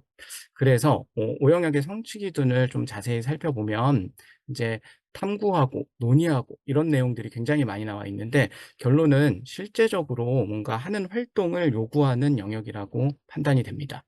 그래서 디지털 사회의 특성을 잘 탐구해야 하고, 그다음에 우리가 어떻게 살아가야 될지 윤리적인 부분에 대해서도 논의하고, 또 실천 방향을 수립하기도 하고, 그리고 개인정보나 저작권 보호, 기존에 이거는 정보문화 단원 2015 개정에도 있었던 내용인데, 이거에 대해서도 실천 방법을 제대로 탐구하려면 앞의 내용들을 제대로 숙지하고 넘어왔어야 된다라고 저는 그렇게 파악이 됐습니다. 그래서 결론적으로 실제적인 활동을 요구하고 있기 때문에 우리가 실제적으로 아이들이 적용할 수 있는 수업들로 잘 구성하면 된다라고 파악이 되고요. 아까 전에 맨 첫 번째로 말씀을 해주셨던 우리 김경규 선생님께서 교육과정을 개론적으로 아주 요약해서 잘 설명해 주시면서 그런 말씀을 잘 해주셨는데, 우리가 이제 2022 개정 교육과정으로 바뀌면서 가장 필요한 거는 수업 혁신이다. 이런 결론을 이제 말씀을 해 주셨고, 그렇기 때문에 인공지능이나 디지털 기술을 활용하는 거 플러스 잘 구성된 교과서를 선택해서 활동들을 잘하면은 아이들한테 도움이 되지 않을까. 그리고 그중에 활동 중에 하나로 프로젝트 학습이 정답인 것 같다. 이런 얘기를 해 주셨는데, 제가 인제 열심히 들으면서 저도 많이 공감을 했습니다.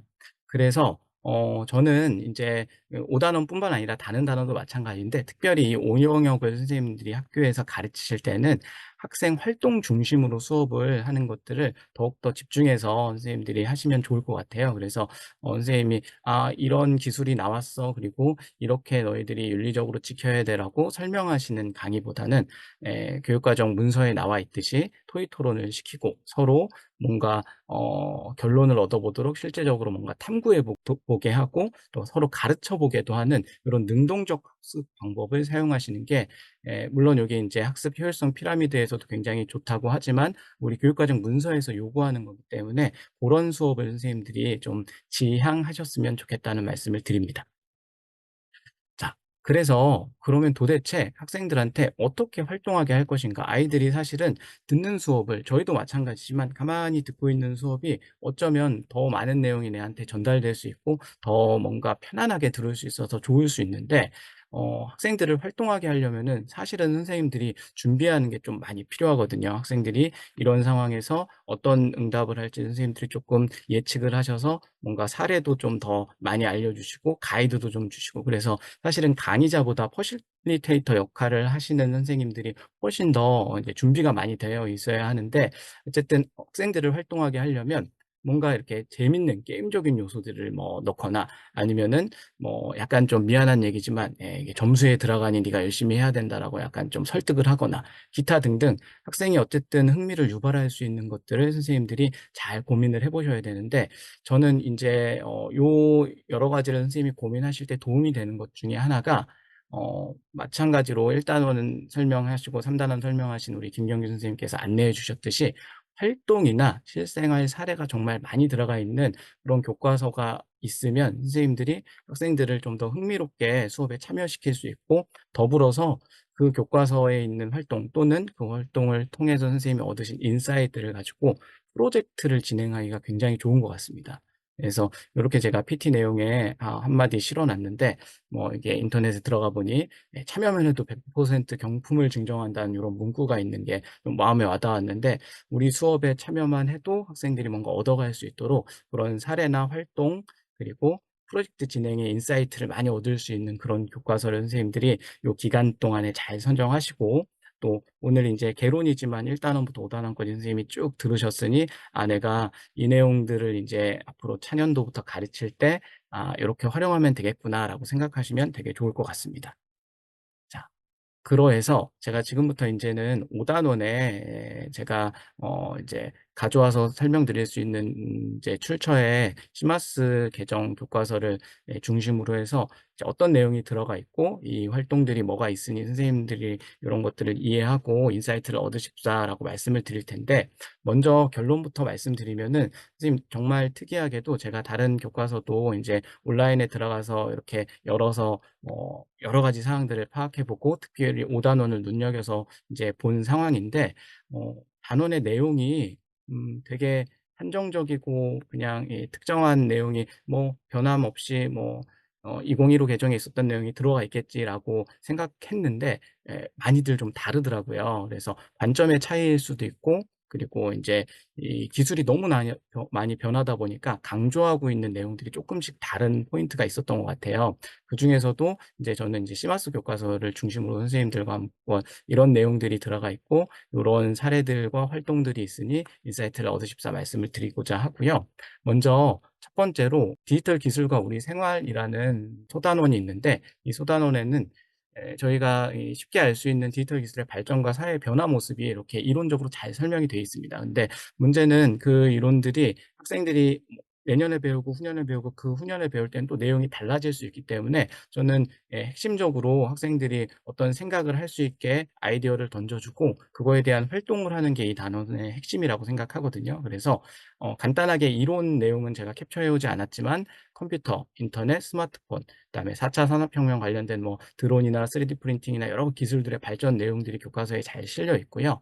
이 생각열기에 나와 있는 것처럼 로봇이 요리하는 장면이나 아니면 VR을 통해서 저희가 여행하는 장면 이런 것들을 통해서 아이들이 기술 발전과 사회 변화 모습을 직관적으로 알게 하고 바로 이제 이론을 배운 다음에 활동들이 여러 가지로 나와 있는데 활동 사례를 하나 말씀드리면은 이것들을 참고해서 배운 내용을 참고해서 그냥 "니네가 이렇게 세상이 변하고 있어."라고 끝이 아니라 미래에 어떻게 변화될지 좀 생각해 보게 하고 그 생각해서 왜 변화가 그렇게 일어날지 이유를 좀 조사하고 토의하게 하는 게 여기에서 포인트인 것 같아요. 그래서 이런 활동들이 있으니 선생님들은 인제 요 단원을 가르칠 때는 그냥 이론들을 쭉 알게 하고 '그게 요거다. 그리고 요런 기술들이 많이 생겨났다.' 그래서 기술의 의미를 알게 하는 거에서 그치지 마시고 선생님들이 교과서에 이렇게 잘 가이드되어 있는 것처럼 변화될 부분도 생각해 보게 하고 그 이유도 함께 나누게 하면은 학생들이 나중에도 인제 이 이후에도 다른 기술들을 생각하고 또 왜 그런 기술들이 이렇게 나오게 될지를 고민하는 데 도움이 될 것 같습니다. 자, 같은 소단원의 디지털 사회의 특성에 대해서 학습하게 돼 있는데 이렇게 그림과 함께 어떤 특성들이 있는지 직관적으로 나와 있고 마찬가지예요. 모든 단원들의 이렇게 활동들이 뭐 스스로 해 보든 함께 해 보든 체크가 되게 돼 있는데 마찬가지로 디지털 기술들 중에 최근에 등장한 디지털 기술 그러니까 저희가 어쩌면 가르칠 때에는 더 대단한 기술들이 또 등장해 있을 수도 있거든요. 그런 기술들을 이렇게 예시와 같이 조사를 해 보고 그것 때문에 디지털 공간이 또 디지털 사회가 어떻게 변할지 조사 분석 발표를 해 보게 하는 게 여기에서의 포인트가 될 것 같습니다. 그래서 구성이 잘 돼 있는 걸 보고 현재의 내용을 좀 파악하고 그다음에 미래에 나아가서 학생들이 어떤 내용으로 변할지를 좀 예측하면서 실제적으로 학생들이 그 역량에 도움이 되도록 선생님들이 가르치는 그런 단원이라고 보시면 될 것 같고요. 그다음에 두 번째로 나와 있는 이제 소단원에는 디지털 사회 진로에 대해서 나와 있는데 진로는 이제 계열상 우리 중학교 정보보다는 고등학교 정보에 조금 더 많은 내용이 포함되어 있고요. 중학교 정보에서는 이렇게 디지털 사회의 직업 변화 그리고 직업 사례들을 이렇게 중심으로 되어 있습니다. 그래서 중학생들이 조금 더 이해하기 편하도록 약간 이렇게 분류를 해서 어떤 산업 분야별로 특정 직업들을 하나씩 소개를 했는데 마찬가지로 요 부분도 학생들이 본인이 생각하는 직업명이 어떻게 변화될지를 좀 조사하면서 이런 분류들을 좀 인사이트를 얻어서 나한테 이게 어떻게 실제로 도움이 되는지를 좀 얻어보게 하는 그런 시간이 됐으면 좋겠습니다. 결론은 지금 1-1, 1-2 부분에 디지털 이제 사회 부분을 학생들한테 가르칠 때는 학생들이 이제 배운 내용에서 그치지 않고 뭔가 조사 발표하고 토의하면서 다른 친구들과 나누고 내가 앞으로 이런 것들을 배워서 어디에 써먹을지를 심각하게 고민해 보는 시간이 됐으면 좋겠습니다. 그래서 1단원부터 4단원까지의 영역을 잘 배운 친구들이라면 이 5단원이 재밌을 거예요. 왜냐하면 이거를 내가 나는 이런 기술들을 내가 잘 알고 있으니까 내 미래에 이런 직업에 이렇게 써먹어 보고 싶어를 이야기할 수 있는 그런 장이 열린다고 생각하시면 될 것 같습니다. 자, 이어서 디지털 사회 직업 역량들을 이제 저도 이렇게 교과서에 잘 나열을 했는데 사실은 우리가 생각하기에 그냥 인공지능 역량, 뭐 디지털 기술을 활용하는 역량이 앞으로 미래 사회의 직업 역량의 메인이 된다라는 거는 뭐 당연한 얘기지만 알고 계시듯이 우리는 창의력이나 아니 소통 능력 많은 부분을 우리가 인공지능이나 이제 기계나 어떤 에듀테크나 여러 가지 도구들의 도움을 받을 수 있기 때문에 문제 해결 능력, 비판적 사고력, 융합적 사고력 이런 것들이 중요하다는 걸 학생들한테 깨닫게 하는 파트라고 보시면 되고요. 여기에서 이제 적성과 흥미를 고려해서 직업을 선택한 다음에 방금 전에 배웠던 그런 능력들이 내가 선택한 직업에는 얼마나 필요한지를 한번 체크해 보게 하는 그런 활동이 준비되어 있습니다. 그러면 학생들이 앞으로 미래에 내가 이런 거에 흥미가 있어서 이런 걸 하고 싶은데 그런 걸 하기 위해서는 단순히 그냥 막연하게 뭐 '내가 뭐 디지털 기술 좀 쓰면 되지.' 이 정도가 아니라 어떤 내용을 어떻게 내가 인제 키워야 된다는 거를 이제 명시적으로 학생들이 이렇게 체크해 보면서 정량화했기 때문에 그런 고민을 할 수 있는 파트라고 보시면 될 것 같습니다. 고렇게 생각하시면 될 것 같고요. 이제 두 번째 단원은 2015 개정의 이제 정보 윤리 파트하고 단원 내용이 거의 유사한데 이제 디지털 윤리에 대한 파트고요. 디지털 윤리를 이해하고 실천하는 부분이 이제 나와 있습니다. 그래서 디지털 공간에서의 어떻게 생활을 해야 되는지에 대해서, 생활이 어떻게 변화되는지에 대해서 나오고, 특별히 학생들이 정말 요즘 이제 딥페이크 문제도 많이 나왔는데 빠질 수 있는 사이버 폭력과 범죄, 그리고 스마트폰이나 그다음에 인터넷 중독에 대해서 애들이 학습을 하게 됩니다. 마찬가지로 사례 중심으로 주로 이렇게 이야기가 나와 있고요. 요게 인제 사례를 설명하기 편하게끔 각각 파트별로 구분해서 인제 사례를 이렇게 사이버 폭력과 범죄뿐만 아니라 인터넷과 스마트폰 중독에 대해서도 이렇게 잘 나와 있습니다.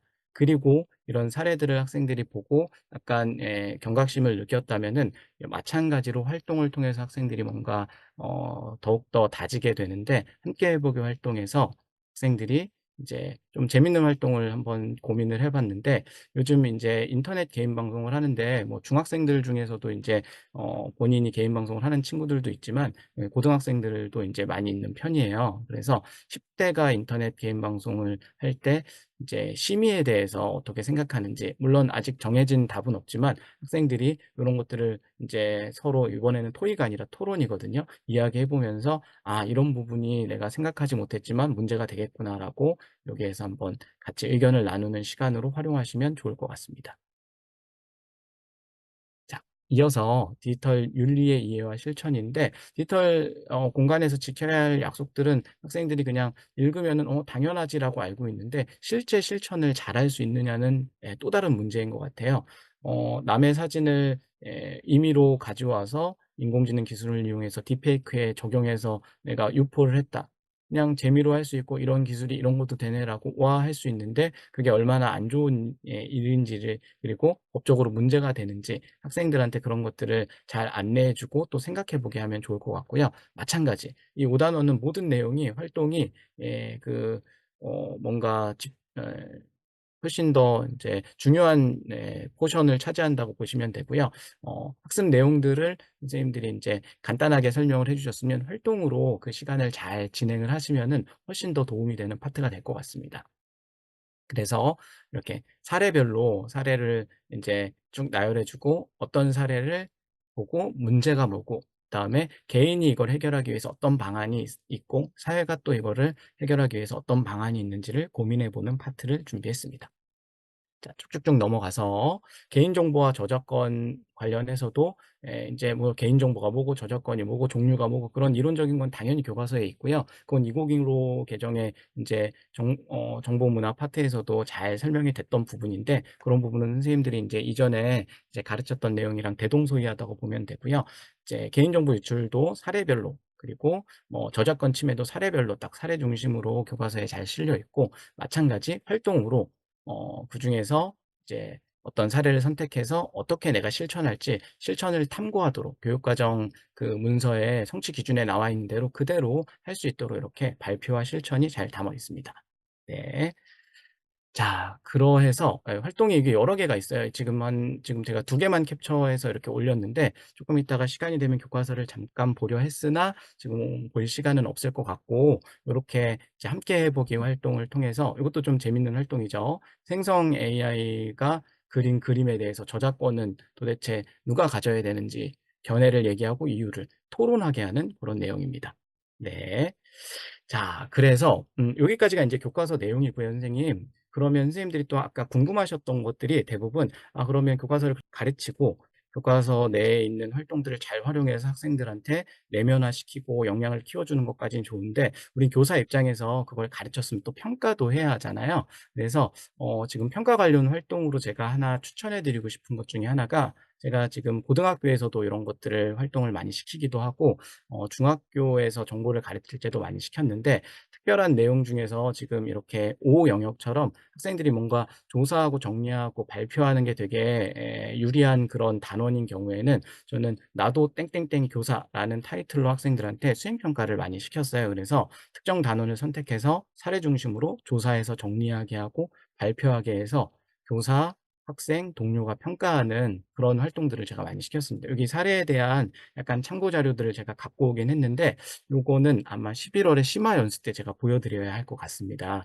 지금은 시간이 좀 많이 지체된 관계로 제가 말을 좀 천천히 한 것 같아요, 선생님. 그래서 요런 활동들이 있으니 혹시나 진짜 이거는 말도 안 되는 일이지만 선생님들이 인제 수업을 진행하실 때 교육 과정을 뭐 인제 68 차시를 다 진행하지 못하는 상황이 돼서 이 5 단원이 중요하다는 건 내가 연수회도 듣고 공감은 했는데 뭔가 활동을 시킬 시간이 많이 없었다 그러면은 요렇게 학생들한테 조사 정리 발표 활동을 시키면 되게 활발하게 애들이 잘 만들거든요. 제가 인제 추천하는 툴은 캔바나 뭐 미니캔버스 같은 툴로 만들게 하면 되게 애들이 이쁘게 잘 만드는데 요 나중에 사례 발표를 제가 11월에 한번 준비해서 말씀을 드리겠습니다. 준비는 오늘 해 오긴 했으나 시간이 지금 많이 이제 거의 끝날 시간이 다 돼 가서요. 예, 그렇고요. 그다음에 평가 관련 활동으로 제가 이렇게 추천해 드린 활동 말고도 교과서에 굉장히 많은 활동들이 나와 있어요. 그래서 예를 들어서 디지털 공간 안전 매뉴얼 만들기라는 활동이 있어서 주제 선정부터 제작 발표까지 쭉 순서대로 무슨 내용을 해야 되는지 잘 나와 있고 이렇게 어떤 걸 평가해야 될지 이렇게 루브릭까지 이렇게 제공해 주고 있습니다. 그래서 요 가이드를 보시고 선생님이 인사이트를 얻으셔서 좀 수정해서 활용하시면 될 것 같습니다. 그리고 각 단원별로 이렇게 활동으로 정리해서 과정 기능을 잘 익히도록 하는 파트들이 재밌게 잘 나와 있어요. 이것도 설명하면 좀 내용이 길어지는데 학생들이 어떤 이렇게 개인정보 이용 동의서를 보고선 여기서 뭐가 잘못됐는지 뭐 찾아내는 활동도 할 수 있고요. 아니면은 이제 직업에 대해서 이렇게 설명하는 모집 공고를 자기가 만들어 보아서 어떤 걸 자기가 중요한 걸 담을지를 이렇게 하는 활동들도 있습니다.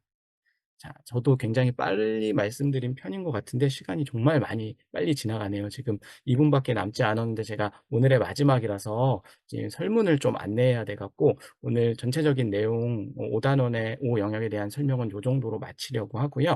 지금 이제 채팅창에 설문조사가 하나 나갔습니다. 그리고 제 지금 PT 화면에 설문조사가 있는데 선생님 오늘 아무튼 이제 참여해 주셔서 정말 감사드리고 이제 더 궁금하셨던 점 내지는 이제 예를 들어서 뭐 더 알고 싶었던 점 이런 것들이 11월 심화 연수에 선생님들의 의견을 반영해서 잘 준비될 예정입니다. 그래서 오늘 잊지 마시고 잠깐 시간을 내서 요 설문에 참여해 주시면은 저희가 잘 반영하도록 하겠습니다. 그러면은 마지막 5 영역 연수는 여기서 마치도록 하겠습니다. 감사합니다.